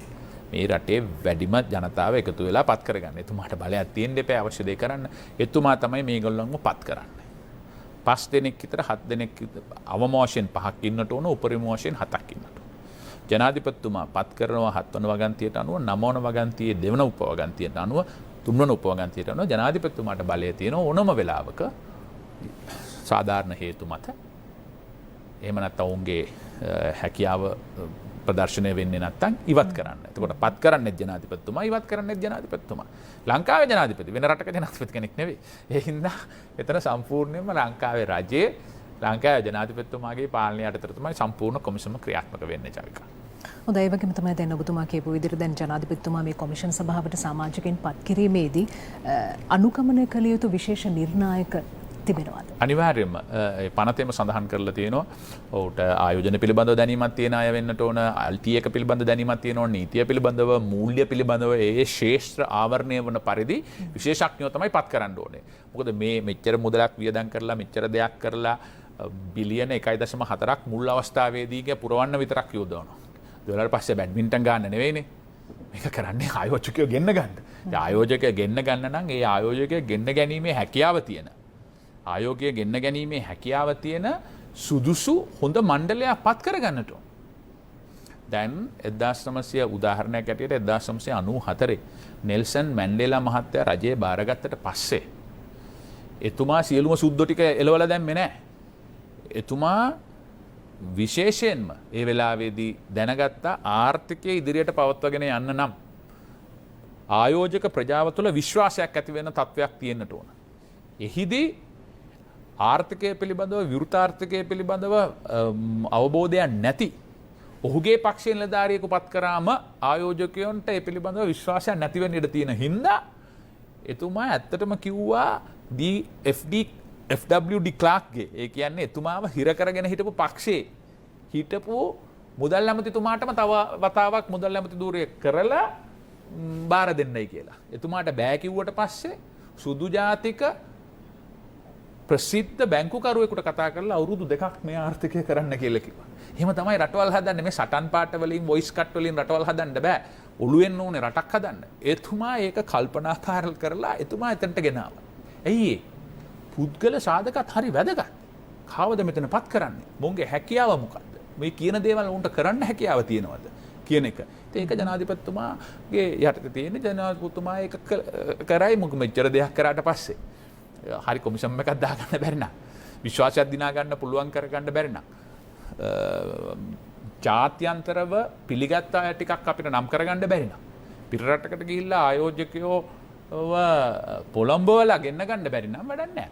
දැන් එතෙන්දි තවත් කාරණාවක් මතු කරන්නට හිතන ඔබතුමාගෙන් දැන් කෙනෙක්ට හිතෙන්නට පුළුවන් දැන් මේ සමාජිකින් පත් කිරීමේදී වුන් අනිවාර්යෙන් ශ්‍රී ලාංකිකයින් විය යුතුද? එසේත් නැතිනම් විදේශ ජාතිකයින්ට හැකියාවක් තිබෙනවද? පනතේ ශ්‍රී ලාංකිකයන් විය යුතුයි කියලා කොහෙවත් කියලා නැහැ. ඒ එහෙම තමයි කොහේවත් අග්‍රවිනිශ්චකාරතුමා ශ්‍රී ලාංකිකයෙක් දැන් අපි ජනාධිපතිතුමාට විවිධ බල තියෙනවා. උදාහරණයක් ඇටියට මහ බැංකුවේ අධිපතිතුමා ශ්‍රී ලාංකිකයෙක් වියලක කොහෙවත් කියලා නැහැ. ඉතින් ඒකෙන් නමුත් ශ්‍රී ලාංකිකයෝ තමයි සාමාන්‍යයෙන් පත් කරන්නේ. ශ්‍රී ලාංකිකයන් ශ්‍රී ලංකාවේ පුරවැසිකම නැති වුණත් ශ්‍රී ලංකාවට විශාල සේවයක් කරන ජාත්‍යන්තර වශයෙන් විශිෂ්ට සම්බන්ධතා තියෙන සමහර අය ඉන්නවා. ඔබ දකින්නට ඇති ලෝකේ ලොකුම සල්ලිකාරයා ජෙෆ් බෙසෝ, ඒ කියන්නේ Amazon එකේ CEO. එයා ඉන්ටර්වියු එකක කියනවා එයා මුලින්ම ඉගෙන ගන්න ගියේ මැක්ස් ප්‍රින්ස්ටන් යුනිවර්සිටි එකේ. ඉගෙන ගන්න ගියාම එක මැත්ස් ප්‍රශ්නයක් සම්බන්ධයෙන් උත්තර නැති වුණාම යාගේ යාළුවාට කිව්වලු අහවල් ශ්‍රී ලාංකිකයා ඉන්නවා, එයාට නම් මේ උත්තරේ හොයාගන්න පුළුවන් කියලා. එතකොට ඒ ශ්‍රී ලාංකිකයා ගාව ගිහිල්ලා කිව්වම ඒ උත්තරේ දුන්නලු. එතකොට ඇහුවලු කොහොමද කියලා. ජෙෆ් බෙසෝට හිතා ගන්න බැරි විදියට උත්තරයක් දුන්නා. එතකොට කිව්වලු මට වඩා මේ ගණන් හදන එකේ උගාක් දක්ෂ මිනිස්සු ඉන්නවා. ඉන්න මේ ගණන් හදන එක නෙවෙයි මගේ ක්ෂේත්‍රය මීට වඩා වෙනස් විදියකට හිතන්න ඕනේ කියලා කිව්වලු. ඉතින් ඒ වගේ සුවිශේෂ්ඨ ශ්‍රී ලාංකිකයෝ ලෝකෙ වටේ ඉන්නවා. ඔවුන්ගෙන් අපි ප්‍රයෝජනයක් ගත්තම මොනවද අඩු වෙනවද අපිට? අපේ බුද්ධි ගලණයෙන් පිටරටට ගිය අය, නාසා වල වැඩ කරන අය, දැන් යුනිවර්සිටිස් වල වැඩ කරන අය ගෙන්න ගත්ත නම් මොකද්ද වෙන්නේ අඩුපාඩුව? විශිෂ්ට ගණයේ ශ්‍රී ලාංකිකයෝ රාශියක් ඉන්නවා ඉන්වෙස්ට්මන්ට් බැංකර්ස්ලා හැටියට. ඔවුන්ව ප්‍රයෝජනයට ගත්තම මොනවද වෙන්නේ? ඒ හින්දා මේ එක පුද්ගලයෙක් ලංකාවට වැරද්දක් කරලා පිටරට ගිහින් ඉන්නවයි කියන පදනම උඩ හැමෝටම මේම හලකන්නට බෑ. මම හිතේ ඒකට අනවශ්‍ය විදියට බය වෙන්නට ඕනේ නෑ. මොකද අනිවාර්යයෙන්ම මට හිතෙනවා. අනිවාර්යයෙන්ම ජනාධිපතිතුමා මේ පිළිබඳව හොඳට කළමනාකරණය කරලා පොදුවේ මේ මණ්ඩලයේ 7 දෙනාගෙන් බහුතරය ශ්‍රී ලාංකිකයෝ හැටියට පත් කරාම ප්‍රමාණවත් කියන එක. ඒ වගේම තමයි දැන් මේ කොමිෂන් සභාවේ අරමුණු සහ බලතල කාර්ය සහ කාර්යය ගැන එහි සඳහන් වන තොරතුරු වලට අනුව එහි එකක් විදිහට සඳහන් වෙනවා මේ නවෝත්පාදනය සහ ව්‍යවසායකත්වයේ ප්‍රවර්ධනය කිරීම සහ වර්ධනය කිරීම කියන කාරණාව. අපේ රටේ විශේෂයෙන්ම මේ කොවිඩ් වසංගතයේ කාලෙදිත් බොහෝ අවධානයක් ලක්වුණු දෙයක් තමයි මේ නවෝත්පාදනය කියන දේ. මොකද අපේ රටේ ඒ තරමටම දක්ෂ සැඟපුණු දක්ෂතා තියෙන අපි මොනතරම් හිටියද කියලා හොයාගත්තා. අමාත්‍ය සීතා අරවිපුල් මහත්මියගෙන් මම අහන්න සූදානම් වෙන්නේ දැන් මේ කොළඹ වරායනගර ව්‍යාපෘතිය හරහා මේ විදියට මේ නවෝත්පාදන මේ කටයුතු සඳහා දැන් මේ විවිධ වූ හැකියාවන් තියෙන පුද්ගලයන්ට මොන වගේ අවස්ථාවන් අපිට උදා කරගැනීමේ හැකියාව තිබෙනවද? ඔව් චවිකා මම ඔබ ඒ අසු ප්‍රශ්නෙට එන ගමම ඔබ මොහොතකට ඉස්සෙල්ලා මහාචාර්යතුමාගෙන් ඇහුවා මේක චීන කොලනියක්ද මම හිතනවා චවිකා අපෙන් ප්‍රශ්න අහන හින්දා මට පොඩි අවස්ථාවක් දෙන්න චවිකාගෙන් ප්‍රශ්න කීපයක් අහන්න. චවිකා මේ වරාය නගරය පාලනය වෙන්නේ මෙතෙක් කතා කරපු විදියට මොන ආයතනයකින්ද? මම හිතන්නේ අපි මේ කතා කරපු කොමිෂන් සභාව. ඒතකොට මේ කොමිෂන් සභාවට පුද්ගලයෝ පත් කරන්නේ කවුද? චීන ජනාධිපතිතුමාද? අපේ රටේ ජනාධිපති. එතකොට මේ රටට මේ වරාය නගරයට පිට රටවල් වල අයට එන්න වීසාද ඕනේ ශ්‍රී ලාංකිකයට යන්නද වීසා ඕනේ වෙන්නේ. එතනින් එහාට මෙහි එන ආදායම යන්නේ චීන රජයට ඒකම නැත්නම් අපේ රටේ ඒකාබද්ධ මුදලට. ඔන්න ඔය කරුණු තුනට උත්තර හොයාගත්තම මේක වෙනම කොලනියක්ද වෙනම රජයක්ද මොකද චීනයේ කොලනියක් අපේ ජනාධිපතිතුමාට පාලනය කරන්න දෙයි කියලා විශ්වාස කරන්න අමාරුයිනේ. ඉතින් මම ඒකටත් ඒ උත්තරේ දුන්නේ මොකද මේ සාමාන්‍ය ජනතාවට තේරෙන්න ඕන නිසා අපි මොකද්ද කතා කරන්නේ කියන්නේ. එතනින් එහාට ගියාම ඔබේ ප්‍රශ්නය උනේ ව්‍යවසායකයන් හැදෙන්න නව උත්පාදන වලට තරුණ පරපුරට මේ ව්‍යාපෘතිය හරහා අවස්ථාවල් ලැබෙන්නේ කොහොමද කියලා. මම එතනදී එක නිර්වචනයක් දෙන්න කැමතියි. ගොඩාක් අය බොහෝ දෙනෙක් හිතනවා නව උත්පාදනයක් කොහොම අපි ප්‍රෝටෝටයිප් එකක්. එහෙම නැත්නම් මොකක් හරි උපකරණයක් හදන එක කියලා. නව උත්පාදනයක් කියන්නේ උපකරණ හදන එක විතරක් නෙමෙයි. සංකල්පමය දෙයක් අලුතෙන් හිතන එක. අලුතෙන් මූලධර්මයක් හොයාගන්න එක. මේ සියල්ල නව උත්පාදන. එතකොට මේ මුළු වරාය නගරයම නව උත්පාදනයක්. මේ රටට ලැබිච්ච මේ මුද ගොඩ කරලා අපි නගරයක් හදන එක ලෝකයේ තව තියෙනවා තමයි ඒ වගේ. නමුත් අපේ රටට ඒක අලුත් දෙයක් නේ. එතනින් පටන් ගත්තට පස්සේ මෙතන ඇති වෙන කර්මාන්ත වෙන්න පුළුවන්, මෙතන ඇති වෙන ආයෝජන වෙන්න පුළුවන්. ඒ වගේ අපි කතා කළා ඉස්සෙල්ලා වගේම අපේ දායකත්වය ඍජු හා වක්‍ර විදිහට අපේ ජනතාවට ලබා දෙන්න පුළුවන්. ඒක රැකියාවක් වෙන්න පුළුවන්, ඒක ව්‍යවසායකත්වයක් වෙන්න පුළුවන්. ඒ රැකියාවේ දෙනකොට හරි ව්‍යවසායකත්වයේ දෙන වෙලාවේදී හරි මේ ආයෝජනයකට අපි දායක වෙන ඕනෑම මොහොතක මෙතන නව තාක්ෂණය එනවා රටට. නව ක්‍රමෝපායන් එනවා රටට. ඒ වගේම විශේෂඥ දැනුම මිශ්‍ර වෙනවා. මොකද මෙතන විවිධ රටවල් වල දියුණු තාක්ෂණයේ තියෙන විවිධ දැනුම තියෙන විවිධ අධ්‍යාපන මට්ටම් වල ඉන්න බොහෝ පිරිසක් එකට එකතු වෙන කලාපයක්. මෙන්න මේ තැන්වලදී මේ හැම ආයතනයක්ම ලෝකයේ දියුණු ආයතන පරිේශන සහ නවෝත්පාදන වලට තමුන්ගේ ආදායමෙන් කොටසක් වෙන් කරනවා. ඒක මේ රටේ දැනට පවතින ව්‍යාපාරවලත් සිද්ධ වෙනවා R&D එක. රිසර්ච් ඇන්ඩ් ඩෙවලොප්මන්ට් වල. එතකොට මේ දායකත්වය තමයි සමහර වෙලාවට අපි ආර්ථිකව පහළ රටක් විදිහට බලපානකොට අපිට වෙලා තියෙන්නේ ඒවට දායකත්වය දෙන්න මුදල් නැහැ. නව උත්පාදනයක් කරන කෙනාට අවශ්‍ය වෙන පහසුකම් නැහැ. නව සංකල්පයක් ආවට ඒක ක්‍රියාත්මක කරන්න ඕන යටිතල පහසුකම් නැහැ. අන්න ඒ නිසා තමයි මේ වරාය නගරය තුල මේ සියල්ලටම අවකාශය ලබා දෙනවා කියන එකේ පනත තුලම තියෙන්නේ. අවශ්‍යතාවයක් විදිහටම ලෝකයේ එවැනි තැන් වලින් තමයි නව නිපැයුම් එළියට එන්නේ. අපේ වෙළඳ පොළට නව නිෂ්පාදනයෙන්. මොකද මේ යටිතල පහසුකම, ප්‍රාග්ධනය සහ දක්ෂයන්ගේ එකමුතුව. ඒ සියන තැන්වල තමයි උත්තේජනය ලැබෙන්නේ තරුණ පරපුර. දකින්න ලැබෙන්නේ, දියුණුව ලැබෙන්නේ, අන් අය කරන දේ පිළිබඳ අවබෝධයක් ලැබෙන්නේ. ඉතින් මම හිතනවා අන්න ඒ නිසා තමයි ඒ අවස්ථාව ලැබෙන්නේ. ඉතින් ඒ අවස්ථාව තමයි අපි මේ දැන් බොහෝ දෙනෙකුට කීතන්න පුළුවන් මේ විදේශ ආයෝජනයත් එක්ක මේ රටේ තියෙන මතවාද ගැනත් අපි කතා කරන්න ඕනේ. බොහෝ දෙනෙක් හිතන්නේ මේ වෙනම රාජ්‍ය අපේ තියෙන අපේ රේකීයභාවය නැති වෙන අපේ රටට ප්‍රශ්නයක් වෙන. හැබැයි ඒ ප්‍රශ්නයක් වෙන තැන්වලදී මේ රටේ මේ පත්තුණු රජයත් ජනාධිපතිතුමාත් නිවැරදි තීන්දුව తీරන ගත්ත හින්දා තමයි MCC ගිවිසුම නැති වුනේ. ඒ නිසා තමයි විවස්ථාව රටකට ගේන්න ගිය අහිතකර විවස්ථාව නැති වුනේ. ඒ නරක දෙයට විරුද්ධ වෙනවා වගේම හොඳ දෙයට උදව් කරන එකත් රටට ආදරය කරන මිනිස්සුන්ගේ යුතුයකම. අපි නරක දෙයට උදව් දීලා හොඳ දේ වළක්වන්න බාධා ඇති කරනවා නම් ඒකත් හෙට දවසේ මේ රටේ දියුණුවට බාධා. ඒ නිසා නව උත්පාදන මේ සියල්ලගේම අවශ්‍යතාවය රැකියා අවස්ථාව සියල්ල ලබා දෙන මේ අවස්ථාව පිළිබඳ හරි දේ හරියට තේරුම් ගන්න මම හිතන්නේ රටේ ජනතාව ඒක තේරුම් ගන්නවා. නමුත් ඒ තේරුම් ගන්න අවස්ථාවට බාධා කරන කීප දෙනෙක් හරි මේ ගැන බොරු මතයක් ප්‍රචාරය කරනවා නම් ඒ වෙනත් දේවල් සමග සංසන්දනය කරලා ලෝකයේ සමග සංසන්දනය කරලා මේ අවස්ථාවල් වලින් tamunට ලබා ගන්න පුළුවන් ඉදිරි ඒ ප්‍රතිඵල පිළිබඳ මම හිතන්නේ තරුණ දුව පුතාලා හොඳින් තේරුම් ගනි. ඔවුන් අපටත් වඩා මේ පිළිබඳ දැනුමෙන් වැඩි නිසා. හොඳයි ඒ වගේම තමයි දැන් මේ කොළඹ වරාය නගර ව්‍යාපෘතිය හරහා විදෙස් ආයෝජකයන් අපේ රටට වැඩි වශයෙන් ගෙන්වා ගැනීම තුළ අපේ රටේ රුපියල ආරක්ෂා වෙන්නේ කොහොමද කියන කාරණාවත් ඉතාමත්ම වැදගත්. ජ්‍යෙෂ්ඨ මහාචාර්ය රංජිත් බණ්ඩාර මහතාගෙන් මම විමසන්නට සූදානම් වෙන්නේ දැන් මේ රුපියල ආරක්ෂා කිරීම ඉතාමත්ම වැදගත්. අපේ රටට විදෙස් ආයෝජකයන් පැමිණීම හරහා රුපියල ආරක්ෂා කිරීම තුළින් අපි කොහොමද ඒ හරහා අපේ රටේ ආර්ථිකය ශක්තිමත් කරගන්නේ? අපි රටේ සාමාන්‍ය ජනතාවට අවබෝධ වෙන විදිහට අපි මේ ගැන පැහැදිලි කිරීමක් කරමු. මම හිතන්නේ ශාවිකා ඔබ ඊටාම වැදගත් ප්‍රශ්නයක් තමයි යොමු කළේ. ඒකට හේතුව මේ මෑතකදී එක්තරා පුවත්පත් සාකච්ඡාවකදී හිටපු කැබිනට් අමාත්‍යවරයෙක් අපේ රටේ ආර්ථිකයේ බංකොලොත් කියලා කිව්වා. මම එතුමා පිළිබඳව එතුමාගේ වෘත්තීය හැකියාවන් පිළිබඳව කිසිදු අවතක්සේරු කිරීමක් නැහැ. නමුත් මට එතුමාගේ ප්‍රකාශයත් එක්ක මතක් වෙන්නේ අපේ ගම්වල ඉස්සර හිටියා මමත් අයියා කිව්වේ මගේ පුතත් අයියා කිව්වේ අපේ අප්පච්චිත් අයියා කිව්වේ අපේ අප්පච්චිගේ අප්පච්චිත් අයියා කිව්වේ. ඒ අයට කියන්නේ හැමගේ අයියා කියලා. ඒ කියන්නේ අර ජැක් ඔෆ් ඕල් ට්‍රේඩ්ස්. එහෙම අය අඩුයි. දැන් ගරු ඇමතුමා එතුමාගේ විෂය ප්‍රාමාණිකයෙක් ඒ විෂය ශාස්ත්‍රයට අදාළ කාරණා තමයි ඉස්මතු කරන්නේ.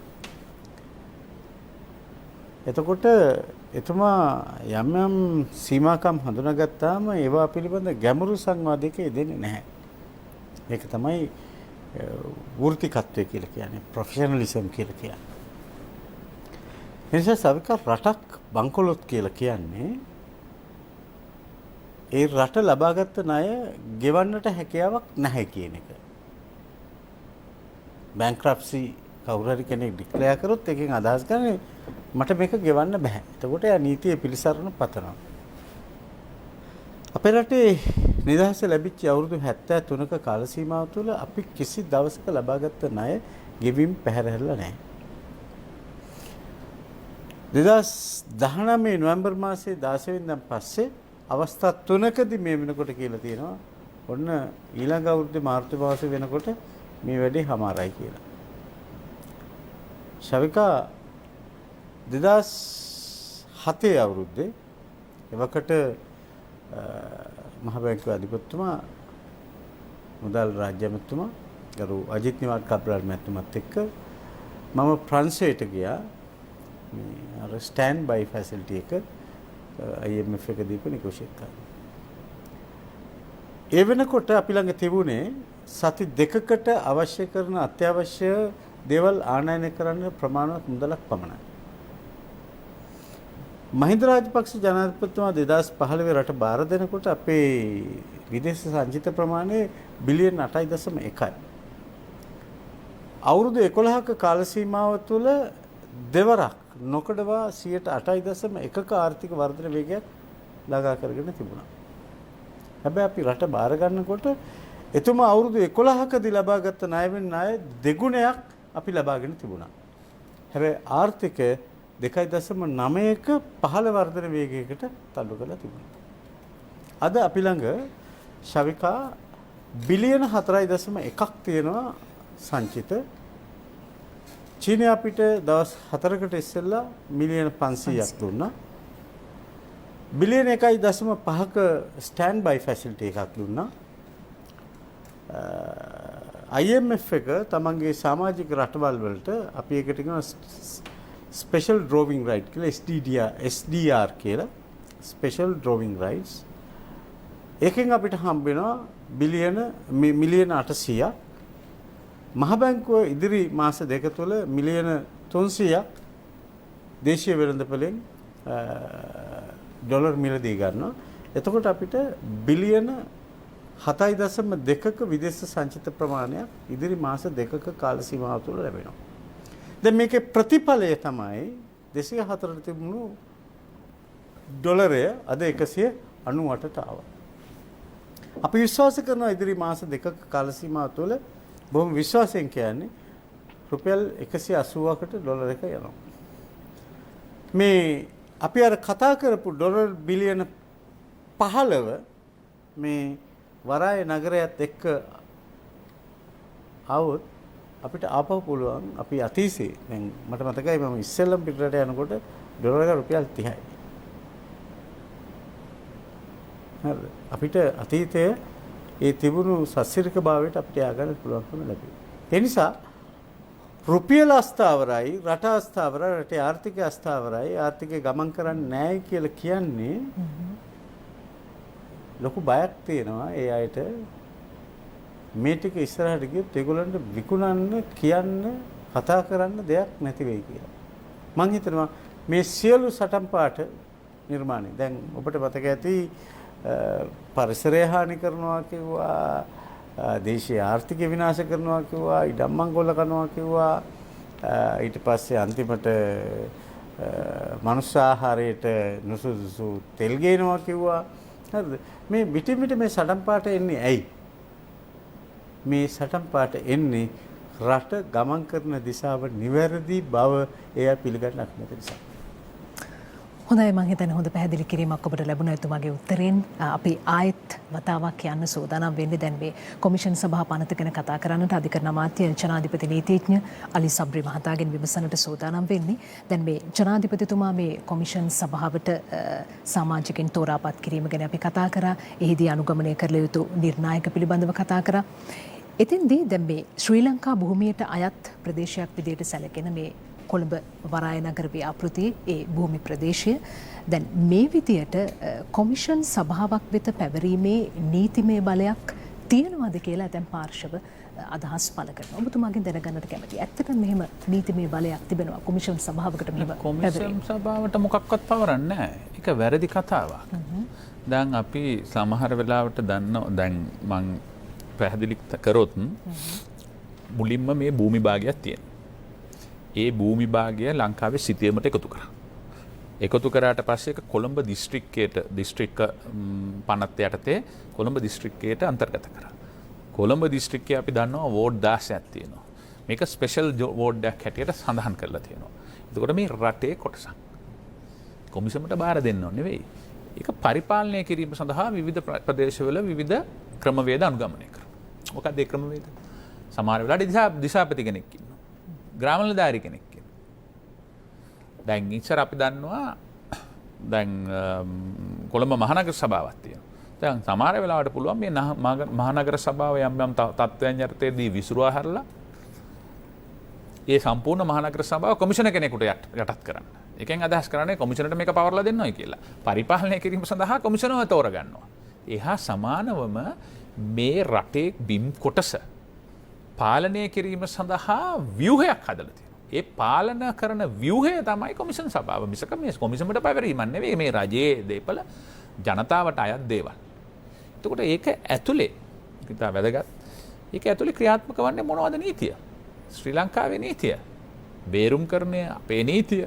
අපේ අධිකරණය අපරාධ නීතිය. ඊයේ කවුද මගෙන් ප්‍රශ්නයක් ඇහුවා චීන මුදල් වලින්ද දඩ මුදල් ගෙවන්න ඕනේ කියලා. දැන් චීන මුදල් වල නෙවෙයි දඩ මුදල් ගෙන්නේ දඩ මුදල් ගෙවන්න ඇතර ප්‍රශ්නයක් වුණොත් අධිකරණයේ ක්‍රියාත්මක වෙන්නේ ඒකෙන් පිට තියෙන තැන. එතනයි නඩු දාන්නේ. එතකොට ඒකට තමයි මුදල් දෙන්නේ. දැන් යම් කිසි විදියකින් යම් මුදලක් උපයා ගත්තත් මේ කොමිසම ඒ කොමිසමට ලැබෙන ඒ මුදල ඒකාබද්ධ මුදලට තමයි බැර කරන්නට ඕන. එකබද්ධ අරමුදල කියන්නේ අපි හැමෝගෙම මහා බැංකුවේ අරමුදල. ඉතින් ඒ හින්දා මේ සම්පූර්ණ අර කියපු විදියට කඩාකප්පල් කරන්නට කරන පට්ට බොරුවක්. ඒකට එක හේතුවක් තියෙනවා. මට හිතෙනවා අපේ රට සංවර්ධනය වීම ගැන අකමැති හුඟක් කට්ටිය ඉන්නවා. දැන් ඩොලර් එක නැගගෙන යනකොට හරි අමාරුවෙන් කතා කරනවා. දැන් ඩොලර් එක බහිනවා කවුරු කතා කරන්නේවත් නැහැනේ. දැන් ස්ටොක් මාකට් එක දවස් ගාණක් යනකොට වාඩි වෙලා හැමදාම ප්‍රෙස් කොන්ෆරන්ස් තියෙනවා මේක බොරුවක් කරකා කියලා. කඩාගෙන ගියා කවුරුවක්වත් මේ මෙච්චර බය වෙන්න දෙයක් නැහැ ආර්ථිකය හොඳයි කම්පනීස් හොඳයි කියලා කවුරු හරි කියනවද? නැහැ. අර ව්‍යවහාරික භාෂාවෙන් කියනවා මේ කාලකන්ණි සතුටක් ලබනවායි කියලා. ඊළඟට මේ රට දියුණු වෙන්න නෙවෙයි අවශ්‍ය. රට ඊළඟ දැන් අපිට ඕන කතා කරන්නේ ඩොලර් එක පාලනය කරගන්නත් ඕන. ලංකාව සිංගප්පූරුව කරන්නත් ඕන. පඩි වැඩි කරන්නත් ඕන. සුබ සාධනය වැඩි කරන්නත් ඕන. කොහෙන්ද මේව කරන්නේ? ඒ සියල්ල කරන්න ඕන නම් ආර්ථිකය නංවන්නට ඕන. ආර්ථිකය නංවන්නට නම් කොහොමද ඒක කරන්නේ? ඒක කරන්න නම් නව තාක්ෂණය යොදව ගන්න ඕන. නව තාක්ෂණය යොදව ගන්න නම් පිටරටෙන් ඒ තාක්ෂණ දැනුම ලබා ගන්නට ඕන. ඒ තාක්ෂණ දැනුම නිකන් එන්නේ නැහැ. ඒ එන්නේ ආයෝජනයක්. ඒ ආයෝජනයට සුදුසු පරිසරය බලන්නට ඕන. චෛක මට මිනිත්තුවක් දෙන්න. උදාහරණයක් ඇරෙට බලන්න දකුණු කොරියාව. දකුණු කොරියාව අලු හරි නිර්ණායක නිවැරදි නායකත්වය අලුත් ප්‍රතිපත්ති එක්ක කොහොමද රටකට යන්න පුළුවන් කියන. උතුරු කොරියාවයි දකුණු කොරියාව ගත්තම භාෂාවත් එකයි. මිනිස්සුත් එකයි. භූමි භාගයත් එක හා සමානයි. නිකන් තනි ආටිෆිෂල් ඉරකින් තමයි වෙන් වෙලා ඉන්නේ. දකුණු කොරියාව ලෝකෙ දියුණුම රටක් බවට පත් වෙලා අද ඒගොල්ලන්ගේ තියෙන අපි කියනවා පේටන්ට් කියලා. ඒකෙන් තමයි බලන්නේ මිනිසුන්ගේ දක්ෂතාවය හා ඔවුන්ගේ නිර්මාණශීලීත්වය. ඊශ්‍රායලයට දෙවැනිව ලෝකයේ එක පුද්ගලයෙක්ගේ වැඩිම ඉන්වෙන්ෂන්ස් ප්‍රමාණය පේටන්ට් ප්‍රමාණය තියෙන්නේ දකුණු කොරියාව. අනිත් පැත්තේ තනකොළ කැඳ තමයි බොන්නේ. දකුණු කොරියාව කොහෙද ගිහිල්ලා තියෙන්නේ? මොකද්ද වෙනස? පාලනය වෙනස. ප්‍රතිපත්තිවල වෙනස. ඉතින් දකුණු කොරියාව මුලින් පටන් ගන්නකොට ජෙනරල් පාක් පටන් ගන්නකොට අපි මොකද්ද කියන්නේ කොරියාව කියන්නේ තාමත් කියනවනේ පල්පත් නිවාස වලටනේ කොරියාව කියන්නේ. එහෙම කියපු කොරියාවද කොයි තැනකට ගිහිල්ලා තියෙනවද? කොහමද? මුලින් ඔවුන් පටන් ගත්ත 77 අපි ආරම්භ කරනකොට මේ රට මේ ඔය මහ කොළඹ ආර්ථික කොමිෂන් සභාව සහ නිදහස් වෙළඳ කලාප කොරියානු ජාතිකයෝ තමයි ලංකාවට ඇවිල්ලා ඒ ව්‍යාපාර පටන් ගත්තේ. මතක නම් ඔබට. ඔවුන් තමයි අයිතිකාරයෝ. ඇයි ඒ? ඔවුන් එහෙ ඉඳලා චීප් ලේබර් හොයාගෙන ලංකාවට ආවා. ඔවුන් ඒ වනකොට ඊළඟ තත්වයට බලනවා චීප් ලේබර් හොයාගෙන ලංකාවට. ඊට පස්සේ ඔවුන් මොනවද කරේ? ජපානයේ කම්පනීස් වලට චිප්ස් හැදුවා. අපි පොඩි කාලේ ඔයගොල්ලෝට ඉස්සෙල්ලා මම හිතන්නේ ඔබතුමීට මතක ඇති මාත්‍යාරතුමා බ්‍රෑන්ඩ්ස් ටික බලන්න. ටීවී ගත්තම Sony කියනවා, Panasonic කියනවා, Sharp කියනවා, National කියනවා. ඔක්කොම ජැපනීස් බ්‍රෑන්ඩ්. ඒකට චිප්ස් තුයි අරවයි ඔක්කොම පාර්ට්ස් හැදුවේ කවුද? කොරියන්ස්ලා. ඊට පස්සේ කොරියන්ස්ලා ඒක උපයෝගී කරගෙන ඔවුන්ගේ බ්‍රෑන්ඩ් පටන් ගත්තා. මොකක්ද ඒ? දැන් බලන්නකෝ. කවුරුවක්වත් කතා කරනවා National ගැන. කවුරුවත් කතා කරනවද Panasonic ගැන? කවුරු හරි කතා කරන Sharp. අද ඔක්කොම තියෙන LG එකයි Samsung එකයි 50%ට වැඩි. වෙස්ටර්න් වර්ල්ඩ් එකේ වුණා. ඒ තාක්ෂණය ඊළඟ අදියරට යන එක. ඕන් නැතිනම් නැවතුණාද? නෑ. ඊට පස්සේ දැන් Samsung එක අද බ්‍රෑන්ඩ් එකක් හැටියට මේ නමක් ගැන නෙවෙයි Apple එක තරඟකාරී කරන තත්ත්වයටපත් වෙලා තියෙනවා. ඕන් එතනින් නැවතුණාද? ඊළඟ තාක්ෂණය ඊළඟ අදියරට ගිහිල්ලා ඉස්සර ජපානයේ Honda එකට Toyota එකට Mitsubishi එකට බාණ්ඩ හදපු අය ඔවුන්ගේම බ්‍රෑන්ඩ් හදන්න පටන් ගත්තා. Kia එක පටන් ගත්තා, Sangyong එක පටන් ගත්තා, Daewoo එක පටන් ගත්තා. එතන නැවතුණාද? ලෝකේ ලොකුම ship building companies ටික අද engine එක ඔක්කොම හදනවා. heavy industries හදනවා. එහෙමයි රටවල් දියුණු වෙන්නේ. මේ හැමදාම අඩුපාඩු කිය සර්ව අසුභවාදීව මේ දිහා බලලා මේ ප්‍රශ්න විසඳන්න බෑ. පොසිටිව්ලි බලන්න ඕනේ. අලුත් පරම්පරාවට ඒ අවශ්‍යතාවය දෙන්නට ඕන. ඒ විශ්වාසය දෙන්නට ඕන. ඒකට අපි අලුතින් හිතන්නට ඕනේ. මොකද ආර්ථිකය නැතුව අපිට වෙන කිසි දෙයක් හරියට ඉදිරියට මෙහෙවන්න. මොකද ඉස්කෝලේ හදන්න ඕන. ටෙක්නිකල් කොලෙජ් හදන්න ඕන. හරි සෞඛ්‍යයක් ලබා දෙන්න ඕන නම් ලෝ ඇන්ඩ් ඕඩර් එක පවත්වාගෙන යන්න ඕන නම් වැඩියෙන් උසාවි හදන්න ඕන නම් අවසාන වශයෙන් අපි ගිහලා ලොප් වෙන තැනක් තියෙනවා. සල්ලි මදි. කොහොමද මේ සල්ලි හදන්නේ? අච්චු ගහන්නත් බෑනේ දිගින් දිගටම. ඉතින් ඒ හින්දා මේ ආර්ථික පුනරුද්දයක් සඳහා හැරවුම් ලක්ෂයක් හැටියට අපි මේක දකින්නේ. මේක දිහා මහා සර්ව අසුභවාදීව බලන්න හොඳ නැහැ. මේක පටන් ගන්නකොට එක පුද්ගලයෙක් මම දැක්කා කියනවා කොහොමද මේ පුරවන්නේ මේ පුරවන්න පුළුවන් දේවල්ද? මේ සීගිරිය ගල කඩලා තමයි මේක පුරවන්න වෙන්නේ. කොහෙවත් ගල් කැඩුවේ නැහනේ. කියන්නේ ඒ පිළිබඳව දැනීමක් නැතුව අර එතුමා කියපු වගේ තමන්ගේ ශේෂ්ත්‍රයේ දැනුමක් නැත්තම් කතා නොකරින්න ඕන. ඒගොල්ලෝ හිතුවා මේ හැමෝම ලෝකේ තියෙන ගල් අරගෙන ඇවිල්ලා කඩලා තමයි මෙතන දාන්නේ කියලා. එම නෙවෙයිනේ මේ වැලිනේ පුරවන්නේ. ඒ වගේ මේ ලෝකේ ඊටාත්ම ඉහළට ගිහිලා තියෙනවා. ඉස්සර වගේ නෙවෙයි චවිකා 1980 ලෝකයේ ආර්ථිකයේ කොටස් දෙකක් නේ. සේවා ආර්ථිකය. ඊට පස්සේ නිෂ්පාදන ආර්ථිකය. 1980 වෙනකොට 51යි සේවා ආර්ථිකය. ලෝකේ 49ක් නිෂ්පාදන ආර්ථිකය. අද වනකොට 68ක් ලෝකයේ සේවා ආර්ථිකය. සේවා සපයන එක තමයි. මොකද නිෂ්පාදනයේ එන්නම තනිකරම කම්පියුටරයිස් කරලා වෙන වෙන ක්‍රමවලින් නිෂ්පාදනයට යන ප්‍රමාණය අඩු වෙලා තියෙනවා. බුද්ධිය තමයි වැදගත්. ඒක ආශ්‍රිතව මූල්‍ය නිෂ්පාදනය, අලුත් නිෂ්පාදන මේවා ලබා ගැනීම සඳහා අපි තෝතැන්නක් හදන්න ඕනේ. ඒ තෝතැන්න තමයි අපේ සංවර්ධනයේ හැරවුම් ලක්ෂ්‍යය තමයි මේ වරාය නගරය හරියට කළමනාකරණය කරගත්තොත් අපිට අර හැමදාම තිබුණු සිහිනය මේ රට සංවර්ධනයේ හිණි පැත්ත නංවන්න ඕන කියන සිහිනය අපිට හැබෑ කරගන්න අමාරු වෙන එකක් නැහැ. ඒක දිහා කුහකව බලන්න එපා. මේකට අකමැති දේශීය සහ විදේශීය බලවේගයක් තියෙනවා. ඔවුන් සහ ඔවුන්ගේ ඉත්තොත් තියෙනවා. ඔවුන්ගේ නියෝජිතයොත් තියෙනවා. ඔවුන්ට ඕනේ හැමදාම මේ අඩුපාඩුව ගැන කිය මේ රට එකම තැන පල් කරන්න කියන එකයි අපි මේක කිසිම පදනමක් නැහැ. මේ භූමි භාගය අපේ නම් නීතිය ක්‍රියාත්මක වන්නේ අපේ රටේ නම් අපේ නැතේ උසාවි මගින් නම් මේව ක්‍රියාත්මක වෙන්නේ. අපේ ජනාධිපතිතුමා නම් කොමිෂන් පත් කරන්නේ. අපේ ජනාධිපතිතුමාම ඒක ඉවත් කරන්නේ. ලැබෙන ආදායම බැර වෙන්නේ චීනයේ ඒකාබද්ධ මුදලට නෙවෙයි නම් ලංකාවේ ඒකාබද්ධ මුදලට නම්. තව මොනවද කතා? මේ බොරු පුහු බියක් දී කරලා මේ මම පෞද්ගලිකව මම හිතනවා මේක අපි සන්තෝෂ වෙන්න ඕන අවස්ථාවක්. අපේ රට දුබයි වගේ සිංගප්පූව වගේ හොංකොං වගේ මේ අත වශයෙන්ම තාමත්ම ලස්සන තැනක් නේ මේක. මේකේ තියෙන සම්පූර්ණ ඉඩම් භාගය ගත්තම 143යි අර බිලියන 1.5ක් ආයෝජනය කරපු සමාගමට බද්දකට දෙන්නේ. ඉතුරු සියල්ල 23ක් අපිට ලැබෙනවා වෙනත් අයට දෙන්න. 31ක් කාටවත් මුකුත් කරන්න බෑ. පොදු පහසුකම් සඳහා.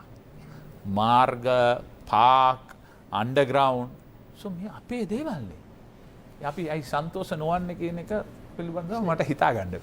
මම හිතන්නේ ඊයේ දවසේදී එතුමා සහභාගී වුණු මාධ්‍ය හමුවේදීත් විශේෂයෙන් සඳහන් කරපු කාරණාවක් තමයි අපිට මේ සතුටු වෙන්නට ඕනේ, සතුටු වෙන්නට පුළුවන් අවස්ථාවක් කියන එක. ඉතින් අපි කතා කරන්න තවත් බොහෝ දේවල් තිබෙනවා. අපි සූදානම් වෙන්නේ මහජන සේවයේ පිණිස වැඩසටහනින් යලිත් කෙටි විරාමයක් ලබා ගන්න.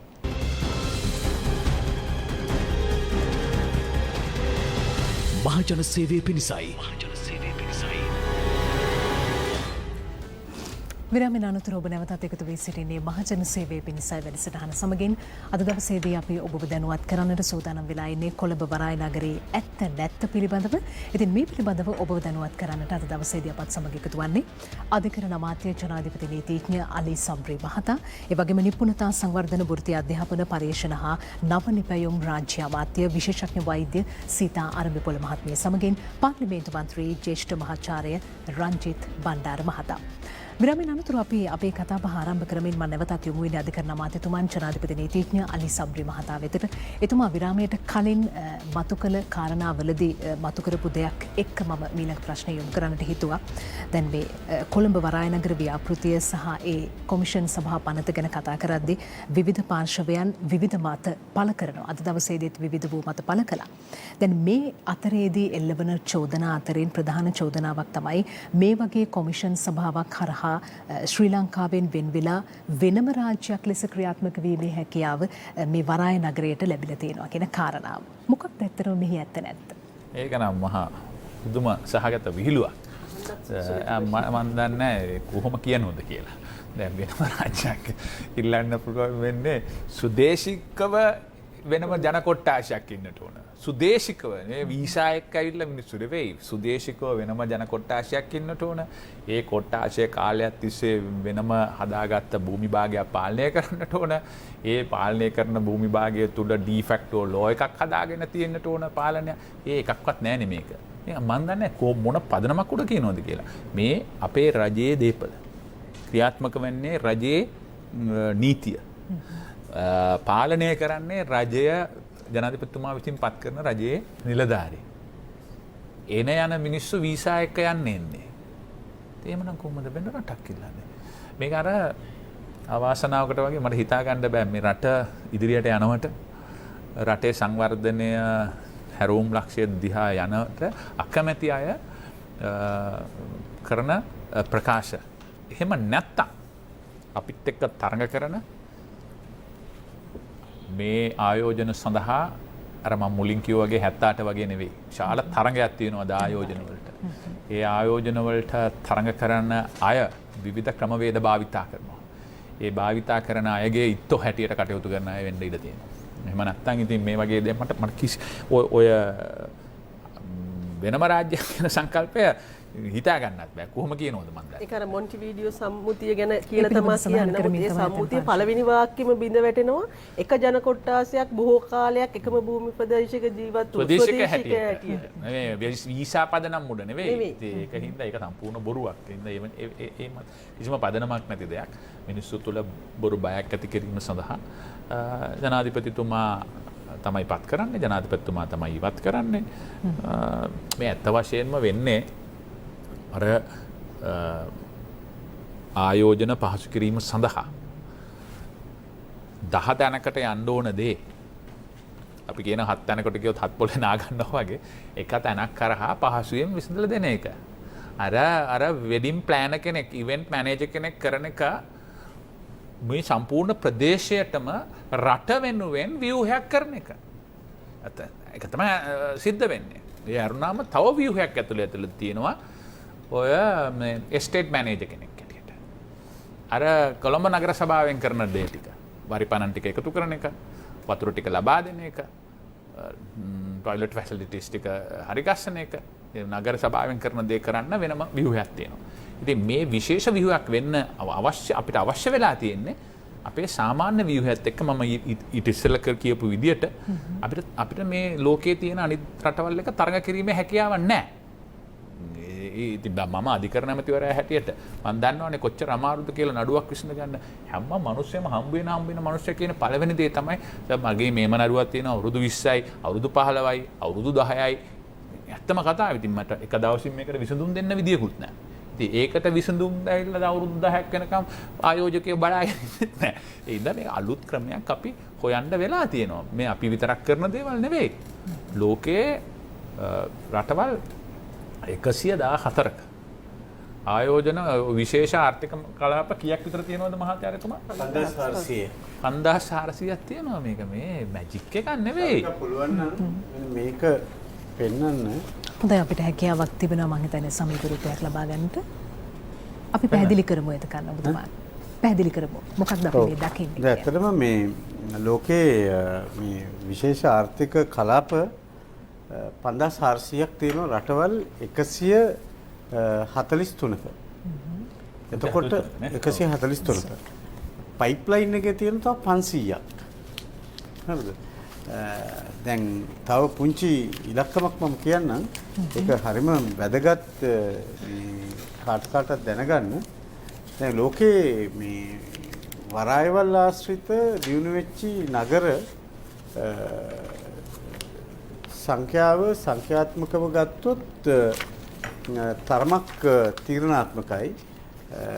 උදාහරණයක් විදිහට අපිට පේනවා ලෝකේ ප්‍රධාන නගර 36ක් තියෙනවා මේ වරාය සහ ගුවන් තොටුපළ හරහා දියුණු වෙච්චවා.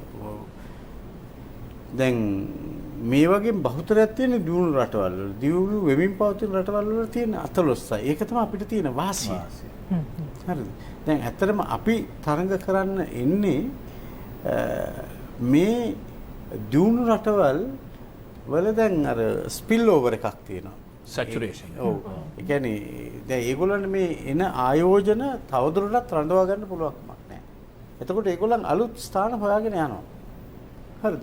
ඒ නිසායි මම කිව්වේ දැන් මේ කොළඹ වරාය නගරය කියලා කියන්නේ මේ මූල්‍ය වෙළඳපොළ පමණක් කේන්ද්‍රගත කරගත් එකක් නෙමෙයි. සංචාරක ව්‍යාපාර වෙන්න පුළුවන්, ජාත්‍යන්තර විශ්වවිද්‍යාල වෙන්න පුළුවන්, ජාත්‍යන්තර පාසල් වෙන්න පුළුවන්, වෙනත් හයිටෙක් ඉන්ඩස්ට්‍රීස් වෙන්න පුළුවන්. හරිද? මේ ඔක්කොම එකට එනකොට අපිට පේනවා මේ අපි ලංකාවට මේ අලුත් අවකාශයක් නිර්මාණය කරන්නේ. දැන් අපි හිතුවා නිදහස ලැබෙනකොට අපිට අලුත් අවකාශයක් අපිට අලුත් අවකාශයක් නිර්මාණය වුණා. හැබැයි අපි තෝරාගත්ත ක්‍රමවේදයේ ප්‍රශ්නයක් තිබුණා. ජපානය දෙවැනි ලෝක යුද්ධයෙන් අලු බවට පත් වුණාට පස්සේ ජපන් අධිරාජ්‍යය ආරාධනා කරා ඒ රටේ හිටපු ප්‍රධාන ව්‍යවසායකයෝ 5 දෙනෙකුට. ඒකල කිව්වා අපි ආසියාතිකයන් බව ඇත්ත. හැබැයි අපි මේ වෙලාවේ හිතන්න ඕන යුරෝපීයන් විදිහට. එතකොට ආසියාතික අපි මේ වටිනාකම් වලට මුල් තැන දීලා සංස්කෘතිය මේ සියල්ල. යුරෝපීයන් කිව්වහම දැන් අර ඇටොමික් බෝම්බ එක දාන්න පුළුවන් තරමේ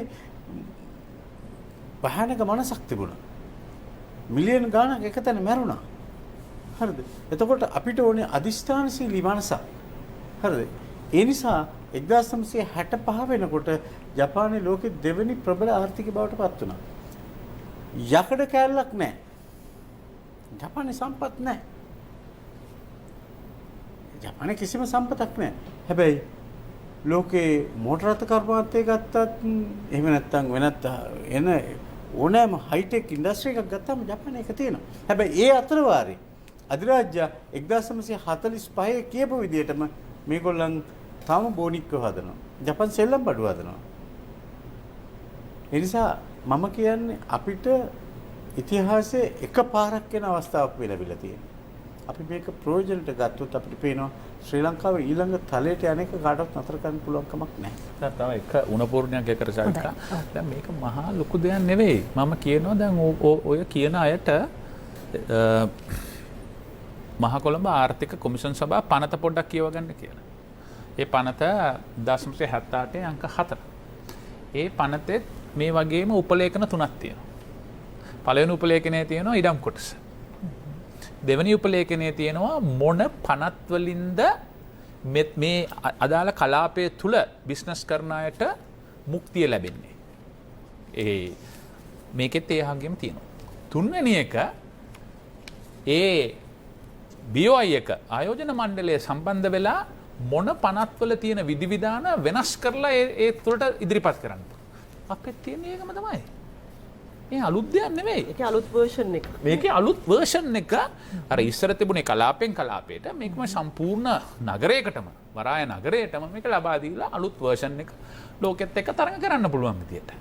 78 එකත් බලනකොට මෙයට වඩා ඉතා ඉදිරියට ගිය එක්සෙප්ෂන්ස් දුන්නා. වහල තිබුණු ආර්ථිකය ආරම්භ කරලා තන්නේ කරම අලුත්ම දෙයක්. 78ට සාපේක්ෂව මේක ඉතා පොඩි ගමනක් තමයි ඉදිරියට ගිහිල්ලා තියෙන්නේ. බය වෙන්න කිසිම දෙයක් නැහැ.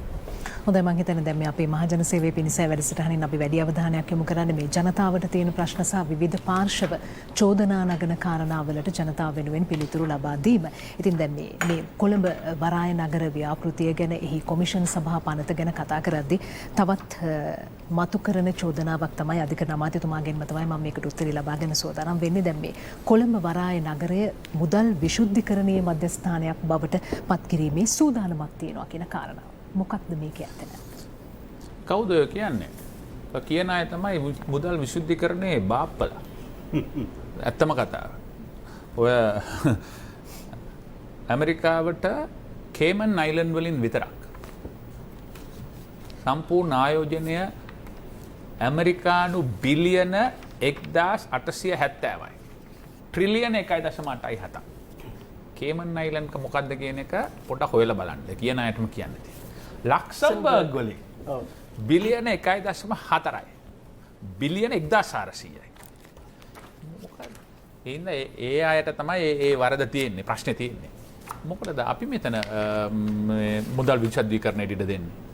ලංකාවේ තියෙනවා මුදල් විශද්දීකරණ පනතක්. මහා බැංකුවේ වෙනම තිබෙනවා ඒකකයක් SIU කියලා. FIU Financial Intelligence Unit එක. ඒ කියන්නේ අර බුද්ධි අපේ බුද්ධි මූල්‍ය බුද්ධ්‍යංශය. එතකොට ඒකම බලාගෙන ඉන්නවා. ලංකාවේ නීතිය ක්‍රියාත්මක වෙනවා. අපරාධ නීතිය සම්පූර්ණයෙන්ම ලංකාවේ නීතිය. කිසිම වෙනසක් නැහැ. ගිවිසුමකට එළඹුණොත් ඒකට පාර්ශ්වයන් දෙගොල්ලෝ එකඟ වුණොත් බේරුම් කරන්නේ. වාණිජමය දෙයක් සම්බන්ධයෙන් නම් වාණිජ මහාධිකරණයට යන්න ඕන. වාණිජ මහාධිකරණයේදී මේකට ප්‍රමුඛතාවය දීලා විසඳලා දෙන්න ඕන කියලා ඉල්ලීමක් තියෙනවා. අපරාධ නීතිය සම්බන්ධයෙන් කිසිම දෙයක් නැහැ. සම්පූර්ණයෙන්ම ශ්‍රී ලංකාවේ අපරාධ නීතිය අකුරක් නැර ඒ විදිහටම ක්‍රියාත්මක වෙනවා. දැන් මේකේ ඇතුළට ගිහිල්ලා මුදල් විශුද්ධීකරණය කරන්න ඕනේ නැහැ. එහෙමනම් එලි ඉඳගෙනත් කරන්න පුළුවන්. ඒක සම්පූර්ණ බොරුවක්. ඒක අර ඉවස ගන්න බැරිව අකමැතිව අපිට කරන දේ. ඔය චෝදනා කාගෙන්ද එන්නේ කියන එකත් එක්ක අපි දැනගන්නට ඕන ඒගොල්ලන්ට අවශ්‍ය මොනවද කියලා. පළමුවෙන්ම කාගෙන්ද ඒක ආවේ කියන එක ටිකක් හිතලා බලුවා නම් යටි අරමුණ හිතා ගන්න පුළුවන්. එන්නේ මොකද්ද? ඇයි මේක ගේන්නේ? ඒගොල්ලන්ට ඕනේ මේක කඩාකප්පල් කරන්න. කඩාකප්පල් කරලා අපි කාටවත් කියලා නැහැනේ චීනෙට විතරයි මෙතන ආයෝජනය කරන්න පුළුවන් කියලා. ඒගොල්ලන්ට අවශ්‍ය නම් වෙනත් රටවලට අවශ්‍ය නැහැ ඒලා ආයෝජනය කරන්න. කිසිම බාධාවක් නැහැ. කිසිම බාධාවක් නැහැ. මම හිතනවා ඒ කම්පැනියකටත් අවශ්‍ය ඕන එක්කෙනෙකුට වැඩි මුදලකට ලබා දීලා මේක සංවර්ධනය කරන්න. දැන් මේක ජාත්‍යන්තර තලයේ ස්ථානයක් බවට පත් වෙනවා. එතුමා කියපු විදිහට ජාත්‍යන්තර අපි හෙඩ්ක්වාටර්ස් ටිකක් බලාපොරොත්තු වෙනවා මේ පැත්තේ රීජනල් හෙඩ්ක්වාටර්ස් ටිකක් බේරුම් කරන මධ්‍යස්ථානයක් එනවා මෙතනට. ජාත්‍යන්තර පාසල් ඉඩ තියෙනවා. ඉන්ටර්නැෂනල් යුනිවර්සිටිස් ඉඩ තියෙනවා. ඉතින් මේ ඔක්කොමත් එක්ක මේ සම්පූර්ණ ලෑන්ඩ්ස්කේප් එකම මේ සම්පූර්ණ ප්‍රදේශයම වෙනස් වෙනවා. සංචාරකයෝට විශාල ආකර්ෂණයක් එයි. අපි පළවෙනි අවුරුද්දේ සිංගප්පූරුවට ගියාම අයියෝ දැන් සෙන්තොසා ගිහිල්ලා වැඩක් නැහැ කියපු ගමන් ඒගොල්ලෝ අලුත් එකක් ඇඩ් කරනවා. ඉතින් ඒ වගේ මේ රටේ වටේම ඉන්න මිනිස්සු ඉන්දියාවේ ටුවරිස්ට්ලා ටික මෙහෙට ආවොත් චීනේ ටුවරිස්ට්ලා ආවොත් ඉතින් ඒ හින්දා මේකට ලොකු විශාල අවස්ථාවක් තියෙනවා. ඒ අවස්ථාව ප්‍රයෝජනයට ගත යුතුයි කියන එක තමයි මම හිතන්නේ. නැවතත් අර මුදල් විශුද්ධීකරණය කියන එක නම් අර කියපු වෙනම රාජ්‍යයක් කියන සංකල්පය හා සමාන බොරුවක්. ඒව කරන්න හදපු අය තමයි MCC හරහා ඒව හරහා ඒව කරන්න හිටපු අයට තමයි මේකේ ගැටලුව මතුවලා තියෙන්නේ මම හිතන්නේ මුලින්ම. හොඳයි මම හිතන්නේ මොනතරම් නම් වටිනාකම් මේ කොළඹ නගර මේ වරාය ව්‍යාපෘතිය තුළින් තිබෙනවද සහ මේ දෙස අඩුපාඩු බලනවට වඩා මෙහි තිබෙන ධනාත්මකව හිතලා අපි රටක් විදියට නැගී සිටින්නට නම් මේ පිළිබඳව බලන්න ඕනේ කොහොමද කියන කාරණාව තමයි එතුමන්ලා වඩාත් හොඳින් පැහැදිලි කරේ. ඉතින් අපිට කතා කරන්න තවත් බොහෝ දේවල් තිබෙනවා. ඊට කලින් අපි සූදානම් වෙන්නේ මහජන සේවය පිණිස වැඩසටහනේ අවසන් කෙටි විරාමය ලබා ගන්න. විරාමයෙන් අනතුරු ඔබ නැවතත් මහජන සේවය පිණිස වැඩසටහන සමගින් එකතු වෙලා ඉන්නේ. ඉතින් අවසන් මිනිත්තු කිහිපය තමයි ගෙවී යන්නේ. අද දවසේදී අපි කතා බහ කරන්නේ කොළඹ වරාය නගරයේ ඇත්ත නැත්ත පිළිබඳව. ඉතින් ඔබව ඒ පිළිබඳව දැනුවත් කරන්නට අද දවසේදී අපත් සමග එකතු වන්නේ අධිකරණ අමාත්‍ය ජනාධිපති නීතිඥ අලි සම්රි මහතා, ඒ වගේම නිපුණතා සංවර්ධන වෘත්තීය අධ්‍යාපන පර්යේෂණ හා නව නිපැයුම් රාජ්‍ය අමාත්‍ය විශේෂඥ වෛද්‍ය සීතා අරඹිපොළ මහත්මිය, ඒ වගේම පාර්ලිමේන්තු මන්ත්‍රී ජ්‍යෙෂ්ඨ මහාචාර්ය රංජිත් බණ්ඩාර මහතා. විරාමයෙන් පස්සේ මම සූදානම් වෙන්නේ අපේ කතා බහ ආරම්භ කරන්නට වෛද්‍ය සීතා අරඹිපොළ මහත්මියගෙන්. දැන් අපි වරාය නගර ව්‍යාපෘතිය ගැන කතා කරා. විශේෂයෙන්ම මේ ගැන කතා කරද්දී පහුගිය පාලන සමය තුළදී මේ ව්‍යාපෘතිය අතහැර දැමීමේ සූදානමක් තියෙනවා කියලාත් විවිධ පාර්ශ්ව මතු කළා. නමුත් එහෙම දෙයක් කරන්නට උන්ට බැරි වුණා. ඉතින් ඔබතුමගෙන් මං අහන්න සූදානම් වෙන දින ඇතැම් අය විවිධ පාර්ශ්ව විවිධ චෝදනා මතු කරන නිසාවෙන් මේ ව්‍යාපෘතිය ගැන ඇත්තටම අපිට මේ වෙලාවේ වෙන විකල්පයක් තියෙනවද මේ අවස්ථාව මගහැර යමින් අපේ රටේ ආර්ථිකය ගොඩනගන්නට? මොකද බොහෝ දෙනෙක් කියන දෙයක් තමයි මේ අවස්ථාව මගහැර ගන්නට එපා කියන කාරණාව. අපි ජනතාව දැනුවත් කරමු ඒ ගැන. ඔව් චවික අර ඒකේ පහුගිය වසර 5 තුළදී වසර 1මාරක දෙකක ඒ කරපු පසුබෑම සහ ඒ ව්‍යාපෘතිය පිළිබඳව පසුගාමී විදිහට කටයුතු කිරීම නිසාම ඔය හැමෝම කියනවනේ ඒ කරපු ආයතනයේට අපි මෙච්චරක් භූමි ප්‍රමාණයක් දුන්නා කියලා. ඒක ඇත්තටම 133ක් තිබුණු එක 143ක් දක්වා ඔවුන්ගේ බලධාරීත්වයට යටත් කරන්න උනේ අන්නේ ප්‍රමාදය නිසා. දැන් නැවත වරක් මේකට අනිසි බලපෑම් ඇති කරලා නැවත මේ ව්‍යාපෘතියට අනිසි බාධා ඇති කරලා මේ තියෙන ඒ ගිය ව්‍යාපෘතියේ තියෙන හොඳ තීරණ පිළිබඳ අවබෝධයක් නැතුව තවත් සැරයක් කළොත් මේ 43 තවත් 65කට විතර වැඩි කරලා තමයි අපිට නතර වෙන්නේ. එවැනි අවදානමක් තියෙනවා. ඉතින් ඇත්තටම ඒ කරපු දේ නිසා වුණේ හානියක්. 133කින් නවත්තන්න තිබ්බදේ 143ක් දක්වා ගියා. ඉතින් ඒ නිසා එදත් මේ ව්‍යාපෘතිය කවුද පටන් ගත්තේ කියන එක නැතුව මේ ව්‍යාපෘතියෙන් රටට වෙන දේ ගැන හිතුවනම් මේ පිළිබඳව මේ තරම් වූ පසුගාමී ආකල්පයක් ඒ කාලය තුලදී ඇති වෙන්නේත් නැහැ. ඔබ ඊයේ දවසේදී ප්‍රවෘත්ති බැලුවා නම් මම නමක් කියන්න සතුටු නෑ. නමුත් මේ රටේ ඉතා ප්‍රබල දේශපාලඥයෙක් කියනවා මේ ව්‍යාපෘතිය මම කුජීත කරලා. ඒ වචනේ මගේ වචනයක් නෙමෙයි. කුජීත කරලා විනාශ කරලා දානවා කියලා. රටක මොන යම් වූ ව්‍යාපෘතියක්වත් රටක මේ ගව පට්ටියක් ගැනවත් කතා කරනවද කියන්නේ කුජීත කරලා විනාශ කරනවා කියලා. ඉතින් ඒ නිසා මේ අවස්ථාව නැවත වරක් ඒ විදිහට අහිමි කරගත්තොත් අපිට සිද්ධ වෙන පාඩුව පිළිබඳ මං හිතන්නේ ජනතාවට නම් හොඳ අවබෝධයක් තියෙනවා. මොකද ඉතිහාසයේ මෙතුමා කිව්වා වගේ නිදහසෙන් පස්සේ අපිට හැරවුම් ලක්ෂයකට ගන්න අවස්ථාව ලැබුණා. යුද්ධයෙන් පස්සේ සංවර්ධනයත් එක්ක අපිට අවස්ථාව ලැබුණා. හැබැයි ඒ අවස්ථා දෙකම විවිධ ස්තරවලදී අපි නවත්තගත්තා. ඊටත් එහා නිදහසේ පස්සේ ගැන කතා කළොත් සිරිමාවෝ බණ්ඩාරනායක මැතිනියම අපි අමතක කරන්න හොඳ නැහැ. එතුමියත් යම්කිසි ක්‍රියාමාර්ග ගත්ත ස්වදේශීය ආර්ථිකයේ නංවල මේ රට දියුණු කරන්න. කවුද ඒකට විරුද්ධ වුනේ? එතකොට මේ හැම එකකටම අපිත් වගේ කියන්න ඕනේ යම් ප්‍රමාණයකට ජනතාව විදිහට නේද? එතුමියට ඒ ගත්තු ක්‍රියාමාර්ගය අපිට ඉවසන්න බැරි වුණා කාලයක්. ඒ තිබුණු අඩුපාඩු ඉවසගෙන ඒ ආර්ථිකය දියුණු කරගන්න බැරි වුණා. අන්න ඒ අපිට වැරදුණු එක තැන. යුද්ධයෙන් පස්සේ මොකද වුනේ? සංවර්ධනයේ රැහැට පෙනිපෙනි දැක ඔබ දන්නවා අධිවේගී මාර්ගය මොකටද කියලා අහන තැනකට ගිහිල්ලා දැන් අද ජනතාව අහන්නේ මොකද්ද? අපේ පැත්තට අධිවේගී මාර්ගය එන්නේ කවක්ද කියලා. අන්න ඒක එතනත් අපිට මග ඇරුණා එක අවස්ථාව. ඉතින් මේ අවස්ථාවේදී මේක මග ඇරුණොත් මෙහෙමයි මේ ඕනෑම ගේන ව්‍යාපෘතියක හෝ පනතක හෝ ඒ ගන්න ක්‍රියාමාර්ගයක රටට අවැඩදායී දෙයක් වෙනවා නම් ඒකට විරුද්ධ වීමට ඕනෑම කෙනෙකුට අයිතියක් තියෙනවා. ඒ නිසා තමයි මේ පනත කියවන්න කියන්නේ. මේක තවත් දන්න වෙන දෙයක් ගැන හිතලා බීතියක් බිල්ලෙක් මවන එක ගැන හිතලා මේකට ඒක බය වෙලා හරියන්නේ නැහැ. ඒ විරුද්ධ වෙන්න ඕනේවට අපි සියලු දෙනා විරුද්ධ වුණා. මං හිතන්නේ මේ අපේ ඇමතිතුමා සහ මේ മന്ത്രിතුමා දෙන්නම එකග වෙයි MCC කිවිසුම මේ රජයෙන් ගෙනාවේ නේ.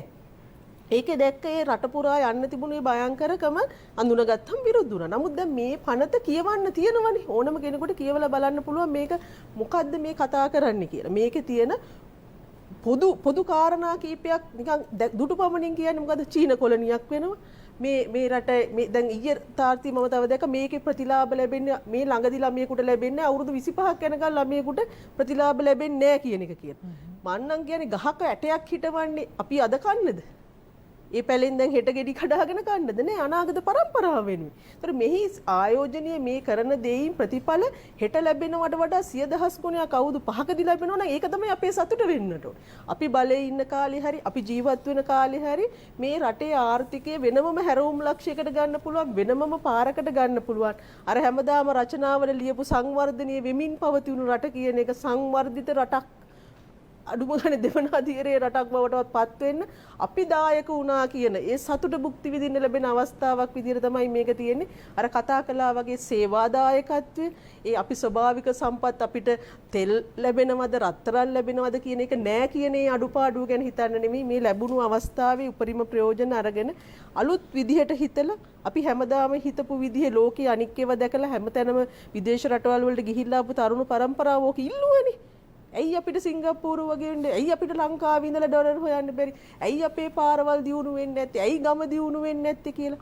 දැන් මෙහෙමයි මේ කොළඹ ඉන්න අය හයිවේ එකේ ගිහිල්ලා ළමයින්ට පෙන්නන්න, චිත්‍ර අඳින්න, චිත්‍රපටි හදන්න, කවි හදන්න ඒ දණ්ඩ තියන් ඉඳලා හරියන්නේ අර ගමේ මිනිස්සයාට.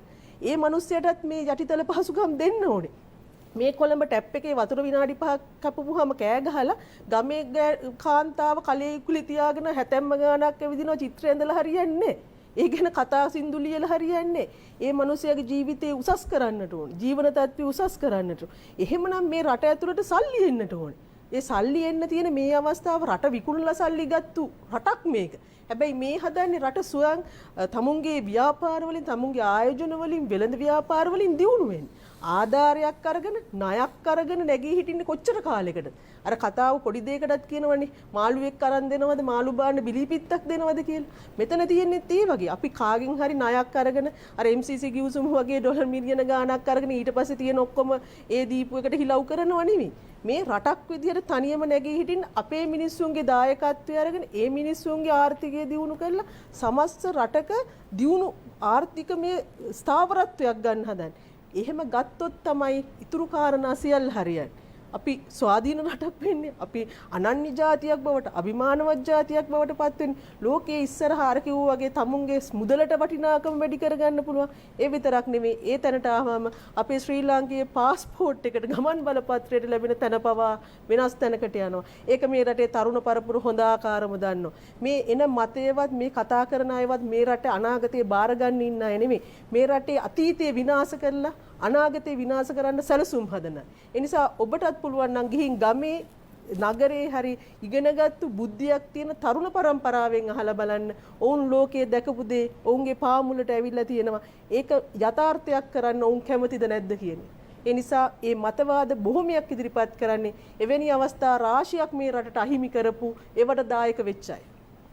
හොඳයි මම හිතන්නේ හොඳ පැහැදිලි කිරීමක් එතුමියගෙන් ලැබුණා. මම මේ ප්‍රශ්නයම අහන්න සෝදානම් වෙන්නේ ජ්‍යෙෂ්ඨ මහාචාර්ය රංජිත් බණ්ඩාර මහතාගෙන්. හැමෝම කියනවා මේ අවස්ථාව මගහැර ගන්නට එපා කියලා. මේ ගැන හොඳින් අවබෝධයෙන් ධනාත්මකව හිතන පිරිස ඒ පිළිබඳව වැඩි අවධානයක් යොමු කරන්න කියලා කියනවා.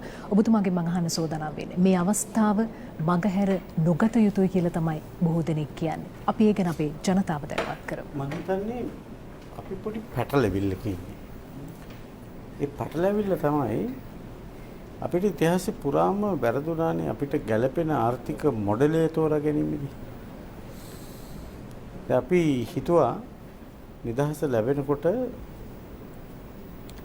මේ නව යටත් විත ආර්ථික ප්‍රතිපත්තිය තමයි අපි ඉදිරියට ගෙන යන්න තියෙන හොඳම ක්‍රමය කියලා.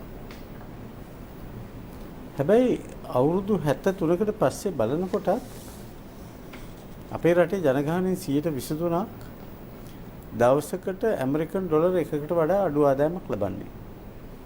සමෘද්ධිලාභී පවුල් මිලියන 1.9ක් ඉන්නවා. රජ සේවකයෝ මිලියන 1.8ක් ඉන්නවා. විශ්‍රාමිකයෝ ලක්ෂ 6ක් ඉන්නවා. ත්‍රිවිල් ලංකාවේ ලියාපදිංචි වෙලා තියෙනවා මිලියන 1.7ක්. අපිට මේකේ මිලියන ත්‍රිවිල් එළවන්නේ කියලා. එතකොට අපි කාර්යක්ෂමද? අපි ඩිලිවර් කරලා තියෙනවද? අපි කියන තැනකට ඇවිල්ලා තියෙනවද? අද ආණ්ඩුව තමයි ලංකාවේ වැඩියෙන්ම රස්සාවල් දෙන ආයතනය. 61000කට අපි උපාධිධාරීන් රස්සාවල් දුන්නා. ලක්ෂයකට රස්සාවල් දෙන්න සැලසුම් කළා 38000කට දැන් දීලා. වැඩි ඉගෙන ගත්තේ නේද ළමයින්ට? එතකොට කොච්චර කාලයක් ආණ්ඩුවට මේක කරගෙන යන්න පුළුවන්. ඒ කියන්නේ අපිට වැරදිලානේ. ඒ නිසා තමයි ඇමතුමි කිව්වේ මේක අවස්ථාව. අපිට ගැළපෙන ආර්ථික මොඩලය තේරුම් කරගන්න. අපි ස්වදේශීය සම්පත් විකුණන්නේ නැති ආණ්ඩුවක්. අපි පෞද්ගලිකාංශයට ගොඩනැගෙන්න අවස්ථාව සලසන ආණ්ඩුවක්. මේ මාදන්න ඉතිහාසයේ අඩුම පොලි අනුපාතිකය. බැංකු වලින් අය කරන එකම කාලවකවානුව මේක. මේ කොවිඩ් වසංගතයත් එක්ක රට මාස 13ක් වහලා තියෙනකොට අපේ කලාපේ එකම රට තමන්ගේ ආයෝජන සුරක්ෂිත කරගන්න මහ බැංකුව රුපියල් බිලියන 150ක් මේ ව්‍යාපාරිකයන්ට සහන සැලසෙන්න 104 කාරක ප්‍රඥා අවශ්‍යතාවන් සල්ලි දුන්නා. වාණිජ බැංකුවල මහ බැංකුවේ තැන්පත් කළ යුතු මුදල් ප්‍රමාණය අඩු කරලා තව බිලියන 152ක් ද්‍රවශීල වත්කම් ප්‍රමාණයක් වැඩි කරා වාණිජ බැංකුවලට මේ පහසුකම සපයන්නේ. අපි කුඩා ආර්ථිකයක්. තවම ඇමරිකානු ඩොලර් බිලියන 100ට ලං වෙලා නැහැ 84යි. එතකොට අපේ රට දැන් අපි කේන්ද්‍රීය රටක් නෙවෙයි අපි පරිධි රටක්. එතකොට අපි සංවර්ධනයට පස්සේ ආපු රටක්. එතකොට අපිට අලුත් අවස්ථාවක් නිර්මාණය කරගන්න ඕන. එතකොට කොහොමද මේ අලුත් අවස්ථාව නිර්මාණය කරගන්නේ? මේ තමයි ඉතිහාසයේ අපේ කලාපයේ භූමිය මත කරන විශාලම ආයෝජනය කරන අවස්ථාව. ඒ නිසා මේ පනතට නෙමෙයි මේ අය විරුද්ධ වෙන්නේ. මේ හැරවුම් ලක්ෂයට. එමත්තුමා මේ පනත අර නංගි පෙන්නලා අක්කා දෙන ජාතිය වැඩක් මේ කරන්නේ. මේ පනතට නෙමෙයි ශාවික විරුද්ධ. මේ හැරවුමට මේ shift එකට මේ විතන්වීමටයි විරුද්ධ. ඒ නිසා මේ අය විරුද්ධ වෙන්නේ මේ රටේ අනාගත පරම්පරාවට. ඒගොල්ලන්ට ඕන දැනට 10000ක් ලංකාවෙන් යනවා පිට රටවල ඉගෙන ගන්න. 8000ක් එන්නේ නැහැ. බුද්ධි ගලණය. එන 2000ත් ඇවිල්ලා අවුරුද්ද දෙකකින් ආපහු යන්න බලන් ඉන්නේ. විශ්වාස කරන්න 2035 වෙනකොට අපේ රටේ ජනගහණයෙන් 25% අවුරුදු 65ට වඩා වැඩි අය. දැනටත් එකට එකක් යැපෙන්න ඉන්නේ. කොහොමද මේ රට ඉස්සරහට ගෙනියන්නේ? ඒ නිසා මා විශ්වාස කරන්නේ පනතට නෙමෙයි මේ විරුද්ධ වෙන්නේ. ඔබතුමා කිව්වා හරි මේක පිටිපස්සේ විශාල මුදලක් අතයට කොමාරු වෙලා තියෙනවා. ඒ නිසා තමයි මේ පනතට විරුද්ධ වෙනවා කියලා මේ ව්‍යාපෘතිය මුළුමනින්ම නතර කරන්න උත්සාහ කරේ. ඔබට මතක ඇති 2015 අවුරුදු දෙකක් මේක නතර කරා. එදා තමයි චීන කොලොනි කතාව ආවේ. ඊට පස්සේ ඇයි ආපහු පටන් ගත්තේ? මංගාව තියෙනවා මලික් සමරවික්‍රම ඇමතුමා ගහපු ගැසට්. මංගාව තියෙනවා පාටලි චම්පික රණවක ඇමතුමා ගහපු ගැසට්. මංගාව තියෙනවා වෙනත් වගකීම් දරපු ඇමතිවරු ගහපු ගැසට්. මේ අලුත් එකක් නෙමෙයි. එකපාරට කොහොමද බලලා මල්ලෙන් එළියට පැන්නේ? හොඳයි මම හිතන්නේ මේ පනතේ චවික විනාඩියක් දුන්නොත් හොඳයි. මේ අමතිතුමා කියයි ගිය ආණ්ඩුව රජයේ කාලයේදී මේ වරාය නගරයේ කොමිෂන් සභාවක් ගැන අද කතා කරන වරාය නගරේ කොහොමද මූල්‍ය ආයතනයක් කම්පැනි එකක් දාලා 51.49යි මට්ටමකට කොටස් බෙදන්න මේ සැලසුම් කරලා තිබුණේ කියලා. දැන් අත වශයෙන්ම චවිකා තත්ත්වයක් දුන්නා. දැන් ඔබතුමිය කියපු විදියට ගිය ආණ්ඩුව මොනවද කිව්වේ? අපි ආවොත් මේක වහලා දානවා, නවත්තනවා. පුළුවන් වුණාද? නවත්තන්න පුළුවන් වුණේ නෑනේ. අන්තිමේ දියුනේ 33.43 දක්වා දෙන්න. බොරුවන්නේ මේ කරන්නේ. ඩොලර් එකේ සම්පූර්ණයෙන්ම චීනෙන් එන ආයෝජන ටික ෆ්‍රීස් කරාම 130ට තිබුණු ඩොලර් එක අපි නොදැනීම 150ට ගියා කිසිම හේතුවක් නැතුව. දැන් අපේ මේ දක්වා අපි ඩොලරය උඟක් ඩිෆෙන්ඩ් කරගෙන යනවා. ඒ හේතු රාශියක් තියෙනවා. සංචාරක වෙන්නේ නැහැ, පිටරටෙන් මිනිස්සු දෙන්නේ නැහැ. අපිට ආයෝජනය කරන්න විදියක් නැහැ. පිටරටෙන් අපනානේ අඩු වෙලා තියෙනවා. මේක ලෝකෙටම අභියෝගාත්මක කාලයක්. එහෙම කාලයක නෙවෙයිනේ මේ ඩොලරේ වැටුනේ. නිකන් වැටුනේ. ඒක සම්පූර්ණ දුර්වල පාලනය. දැන් ගරු විපක්ෂ නායකතුමාගේ ජනාධිපතිවරණ දැයිතුමා ඉතාමත්ම නිර්දය ලෙස මේක විවේචනය කරනවා. එතුමාගේ අන්තිම ප්‍රතිපත්ති ප්‍රකාශය ජනාධිපතිවරණයේදී කොළඹ අන්තර්ජාතික මූල්‍ය නගරය. ඔක්කොම කියවන්නේ වැදගත්ම කොටස. මොකද අපි කියන්නේ කොළඹ වරාය නගර සීමාව ආවරණය වන පරිදි සේවාවන් සඳහා විශේෂිත ආර්ථික කලාපයන් නිර්මාණය කිරීම සඳහා අපි කොළඹ ජාත්‍යන්තර මූල්‍ය නගර පනත සම්මත කරගන්නෙමු. එතුමා කියනවා පනත සම්මත කරගන්න. පනත කොහොමද විය යුත්තේ?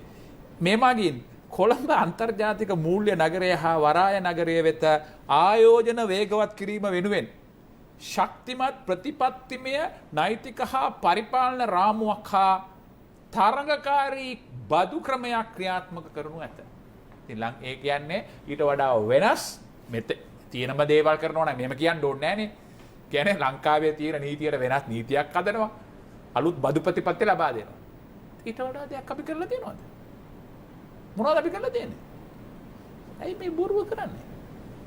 ඉතින් ඇත්ත වශයෙන්ම මේක දැන් මම ඔබට පෙන්නන්න මේ මහනගර හා බස්නාහිර සංවර්ධන අමාත්‍යාංශය විසින් යවපු ලද ලිපියක් ගරු නීතිපතිතුමා වෙත.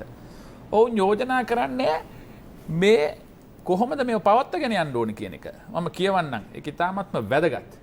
A key reason for the requirement is the financial losses that would be incurred in the maintaining the reclaimed land to the international standard pending the commencement of the real estate development.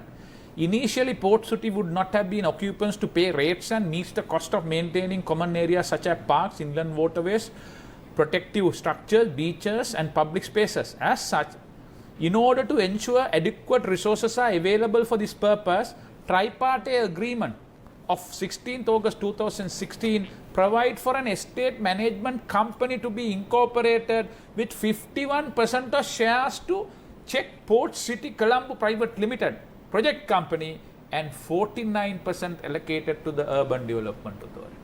ඔවුන් යෝජනා කරලා තියෙන්නේ කොළඹ මේ සම්පූර්ණ පරිපාලනය කිරීම සඳහා කම්පනියක් හදලා ඒකෙන් 51ක් චීනයට ලබා දෙන්න.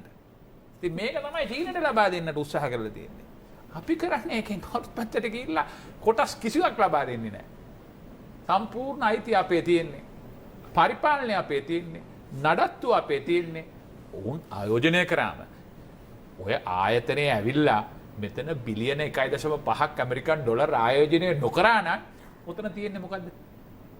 තාම තියෙන්නේ මොහොත කැලලක්. ඉතින් ඕන ආයෝජනය කරා නම් ඒ ආයෝජනයට ප්‍රමාණවත් රිටර්න් එකක් ඕන්ට ලැබෙන්නට ඕන. ඒකත් 133 නවත්ත ගන්න තිබුණා. නවත්ත ගන්න තිබුණ එක. ඒ හින්දා මේක සම්පූර්ණ බොරුවක්. හින්දා මම හිතන්නේ මේකේ ආයෝජන අවස්ථා බැලුවම අර කියපු විදියට බිලියන 1.5ක් ඇමරිකානු ඩොලර් මෙතන ආයෝජනය වෙනවා. ඊයේ අපි දැක්ක මිලියන 500ක් ආපු ගමන්ම ඩොලර් එක බැස්ස බහින්න. ඉදිරියට බිලියන 15ක් මෙතන ආයෝජනය කරනකොට මේකේ සේවා සපයන එක, බඩු සපයන එක, එතකොට එතනට එන භාණ්ඩ සපයන එක, එතනට කම්කරුව හැටියට වැඩ කරන අය, ටෙක්නිෂියන් හැටියට වැඩ කරන අය මේ සියලු දෙනාට මේ මුදල් කාටද හම්බ වෙන්නේ? ශාල කොටසක් රටට හම්බ වෙනවා. ශාල කොටස මේ රටේ පද්ධතියට එකතු වෙනවා. ශාල කොටසක් මේ රටේ ආර්ථිකයට අනුගත වෙනවා. ඉතින් මේකත් මේ ඒ හින්දා තමයි අපි නිකන් කටට එන හින්දා මේ හැරවුම් ලක්ෂය කියලා කියන්නේ නැහැ. ඒ හින්දා මේ ආයෝජනත් එක්ක ඇත්ත වශයෙන්ම රටට යම් කිසි දැන් මෙහෙමයි 77ත් එක බලනකොට යම් දේවල් වලින් අපිට විශාල එදා තිබුණු ආර්ථිකයට සාපේක්ෂව යම් තැනකට ඇවිල්ලා තියෙනවා. නමුත් ඊළඟ ස්තරයට යන්න මේක හේතුවක් වෙන්න ඉඩ තියෙනවා බොහෝ. හොඳයි මම හිතන්නේ වැඩසටහන අවසන් කරන්නට ප්‍රශ්න අහන්න තියෙන්නේ ඔබතුමන්ගෙන්ම තමයි අධිකරණ අමාත්‍යතුමන් ජනාධිපති නීතිඥ අලි සබ්රි මහතාගෙන් දැන් මේ පනතේ කිසිදු වගන්තියක් ශ්‍රී ලංකාවේ ව්‍යවස්ථාවට පටහැනි නොවන බව නීතිපතිතුමා පවා පැහැදිලිවම දැනුවත් කරලා තිබෙනවා. නමුත් දැන් මේ අතරේ මේ කොමිසම පිහිටුවීම තුළින් රටේ ස්වෛරී භාවයට ආර්ථිකයට හානිකර තත්ත්වයක් ගෙන එන බව සඳහන් කරමින් කොමිෂන් සභා පනත් කෙටුම්පත අභියෝගයට ලක් කරමින් ගොනු කරපු පෙත්සම් විභාගයට ගැනීම අද දවසේදී ආරම්භ වුණා. වැඩිදුර විභාගයට දවස දක්වා කල් තිබුණා. විශේෂයෙන් එක්සත් ජාතික පක්ෂය සමග ජන බලවේගය ජනතා විමුක්ති පෙරමුණ වගේ දේශපාලන පක්ෂ නියෝජිතයින් වගේම විකල්ප ප්‍රතිපත්ති කේන්ද්‍රය නියෝජනය කරමින් පාකිසෝති සරවනමුත්තු වැනි සිවිල් සංවිධාන නියෝජිතයින් ඇතුළු පිරිසක් තමයි මේ පෙත්සම් ගොනු කරලා තිබුණේ. දැන් මේ පනත සම්මත වීමකින් පසු පාර්ලිමේන්තුවට පවා වග නොකියන ජනාධිපතිතුමන් විසින් පත් කරන කොමිෂන් සභාවකට තමයි පාලන බලය ලැබෙන්නේ. පාලන බලය කියලා අපි මෙතනින් අදහස් කරන්නේ එහි කටයුතු පරිපාලනය කිරීමේ කටයුතු. දැන් ඒ අනුව රටේ පවතින නීතියට පටහැනි කිසිදු ක්‍රියාවලියක් මෙතන සිදු නොවන බවට ජනතාවට දෙන්න පුළුවන් සාධකය මොකක්ද කියලා ඇතැම් පාර්ශව අහනවා. ඔබතුමාට පුළුවන් එකට උත්තරයක් දීලා අපිට අවසානයේ. හොඳ ප්‍රශ්නයක්. ඇත්ත වශයෙන්ම ඒකත් නැවත වතාවක් වැරදි මතයක්. ඇත්ත වශයෙන්ම රටක නීතියක් සම්මත කරගැනීමේ ක්‍රියාපටිපාටියක් තියෙනවා. ඕනනම් කඩිනම් පනතක් හැටියට ගන්න පුළුවන් නැත්නම් සාමාන්‍ය පනතක් හැටියට ගන්න. අපි මේ කඩිනම් පනත් හැටියට ගෙනාවේ නැහැ. සාමාන්‍ය පනතක් හැටියට පනතක් හදලා නීතිපතිතුමාට ලබා දීලා නීතිපතිතුමාගේ එකඟත්වය ලැබුණට පස්සේ මේක ව්‍යවස්ථාවට පටහැනි නැහැ කියලා කැබිනට් මණ්ඩලයට ඉදිරිපත් කරලා කැබිනට් මණ්ඩලයේ අනුමැතිය ලබාගෙන ගැසට් කරලා තියෙනවා. ඒ ගැසට් කරන්නේ ඇයි? මහජනතාවට දැනගන්නට. දැනගත්තට පස්සේ මහජනතාව මේක අධ්‍යයනය කරනවා. ඒ හින්දා තමයි මේ කතිකාවත ඇති වෙලා තියෙන්නේ. ඒ හින්දා තමයි අපි ඊට පස්සේ තමයි පාර්ලිමේන්තුවට ඉදිරිපත් කරලා තියෙන්නේ. ඒ අනුව පනත් පෙත්සම් රාශියක් ඉදිරිපත් වෙලා තියෙනවා. මේක සාමාන්‍ය ක්‍රමයක්. ඉතින් මේ පනත හරහා ශ්‍රේෂ්ඨාධිකරණය මේ පිළිබඳව සාහිත්‍යාධිකරණය තමයි පනත් පිළිබඳව වළංගුතාවය හා කොන්ස්ටිටියුෂනලිටි ඒකේ ව්‍යවස්ථායිදායි භාවය පිළිබඳව තීරණය කළ හැකි එකම ආයතනය අනන්‍ය බලය තියෙන්නේ. ඉතින් ඔවුන් මේ පිළිබඳව සාකච්ඡා කරගෙන යනවා. අවසාන වශයෙන් ඔවුන් විසින් තීරණයක් ලබා දෙයි. ඉතින් අපි කිසි දෙයක් මේ හංගල ගහලා නැහැ. දැන් ඔබ දන්නවා හම්බන්තොට වරාය විකුණනකොට කැබිනට් එකවත් දැනන් හිටියේ නැහැ. කැබිනට් එකවත් දැනන් හිටියේ නැහැ. එකපාරටම ගිහිල්ලා චෙක් එකක් පෙන්නවා මේ හරියට මේ ලොකු ලොටරි එකක් වැදලා තියෙනවා වගේ රට විකුණලා ලොකු චෙක් එකක් පෙන්නවා මහ ලොකු කප් එකක් වර්ල්ඩ් කප් එක උස්සගෙන ආවා වගේ. ඒ වගේ දෙයක් නෙවෙයි මේ වෙලා තියෙන්නේ. මේක අපි සැලසුම් සාගතව මේ දේවල් කරලා තියෙන්නේ. විශේෂයෙන්ම මට කියන්න තියෙන්නේ අර ඔබ කියපු ආකාරයට ජනාධිපතිතුමා පත් කරන මේ කොමිසමට ඕන දේවල් කරන්න බෑ. නීති ඉතාමත්ම පැහැදිලි. කෙටුම්පත හොයලා බැලුවම ඔවුන් සම්පූර්ණ ඔවුන්ගේ ගිනුම් විගණනයට වෙන්නට. ඒ විගණනය කිරීම සඳහා ජනාධිපතිතුමාගේ සහ විගණාධිපතිවරයාගේ එකඟතාවය ඇතිව ලෝක පූජිත විගණක සමාගම පත් කරගන්නට ඕන. ඊට පස්සේ විගණක අධිපතිවරයාට ඒ පිළිබඳව ක්වෙස්චන් කරන්නත් පුළුවන්. ඊට පස්සේ ඒක ෆයිනෑන්ස් මිනිස්ටර් හරහා මුදල් අමාත්‍යතුමා හරහා පාර්ලිමේන්තුවට ඉදිරිපත් කරනවා. ඊට පස්සේ ඔවුන්ට අවශ්‍ය රෙගුලාසි හැදුවට පස්සේ ඒ රෙගුලාසි නිකන් හිතුමනාපේ හදන්නට බෑ. ඒ රෙගුලාසි මාස 3ක් ඇතුළත පාර්ලිමේන්තුවට ඉදිරිපත් කරන්න ඕනේ. පාර්ලිමේන්තුවට ඉදිරිපත් කරලා පාර්ලිමේන්තුව ඒක සම්මත කරන්න ඕනේ. පාර්ලිමේන්තුව යම් කිසි ආකාරයකින් සම්මත නොකරොත් ඒ නීති මුලපටන්ම නිෂේධනයටපත් වෙනවා. එදා ඉඳලා. ඒ හින්දා මේ බය වෙන්න කිසිම හේතුවක් නැහැ. ඉතින් අනිවාර්යයෙන්ම සුවිශේෂ ආර්ථික කලාපයන් නම් යම් ප්‍රමාණයකට රටේ නීතියෙන් වෙනස් වෙන්නට ඕනේ. ඇයි රටට ආයෝජනය එක අඩු හින්දානේ අපිට විශේෂ දෙයක් කරන්න වෙලා තියෙන්නේ.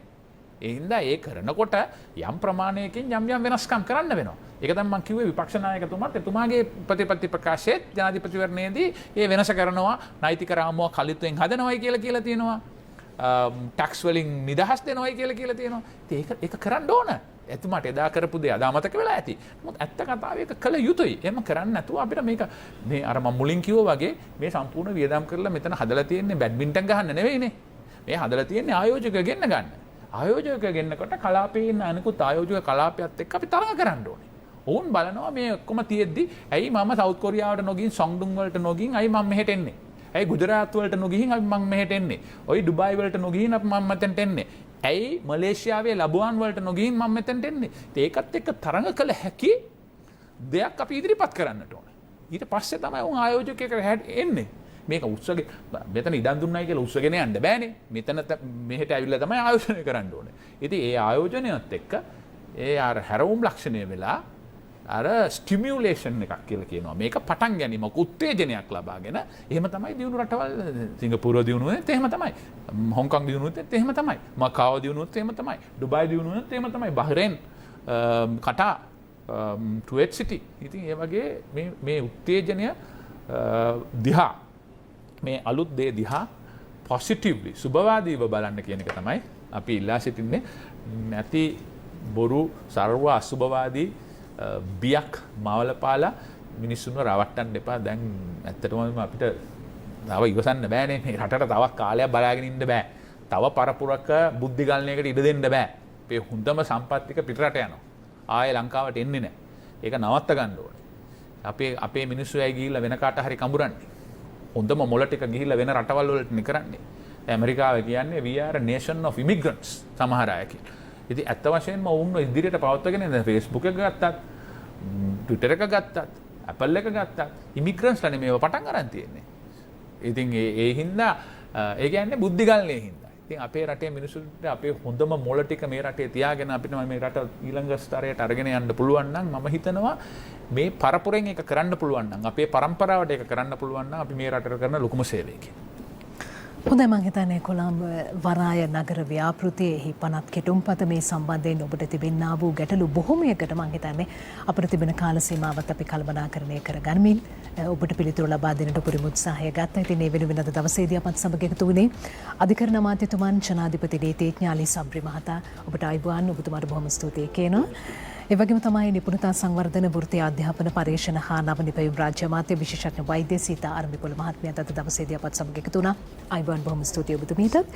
ඒ වගේම තමයි පාර්ලිමේන්තු මන්ත්‍රී ජ්‍යෙෂ්ඨ මහාචාර්ය රංජිත් බණ්ඩාර මහතාත් අද දවසේදී අපත් සමග එකතු වුණා. අයිබෝන් බොහොම ස්තුතියි ඔබතුමාටත්. ඉතින් කොළඹ වරාය නගරයේ ඇත්ත නැත්ත පිළිබඳව තමයි අපි අද දවසේදී ඔබ දැනුවත් කරේ. ඉතින් අදට ඔබෙන් සමුගන්නට අපිට වෙලාව වෙවිත් ලබන සතියේදීත් අපි මෙවැනිම හරවත් කාලීන මාතෘකාවක් සමගින් ඔබව හමුවීමේ බලාපොරොත්තුවෙන් සමුගන්වා දෙන්නට ඔබට සුබ රාත්‍රියක්.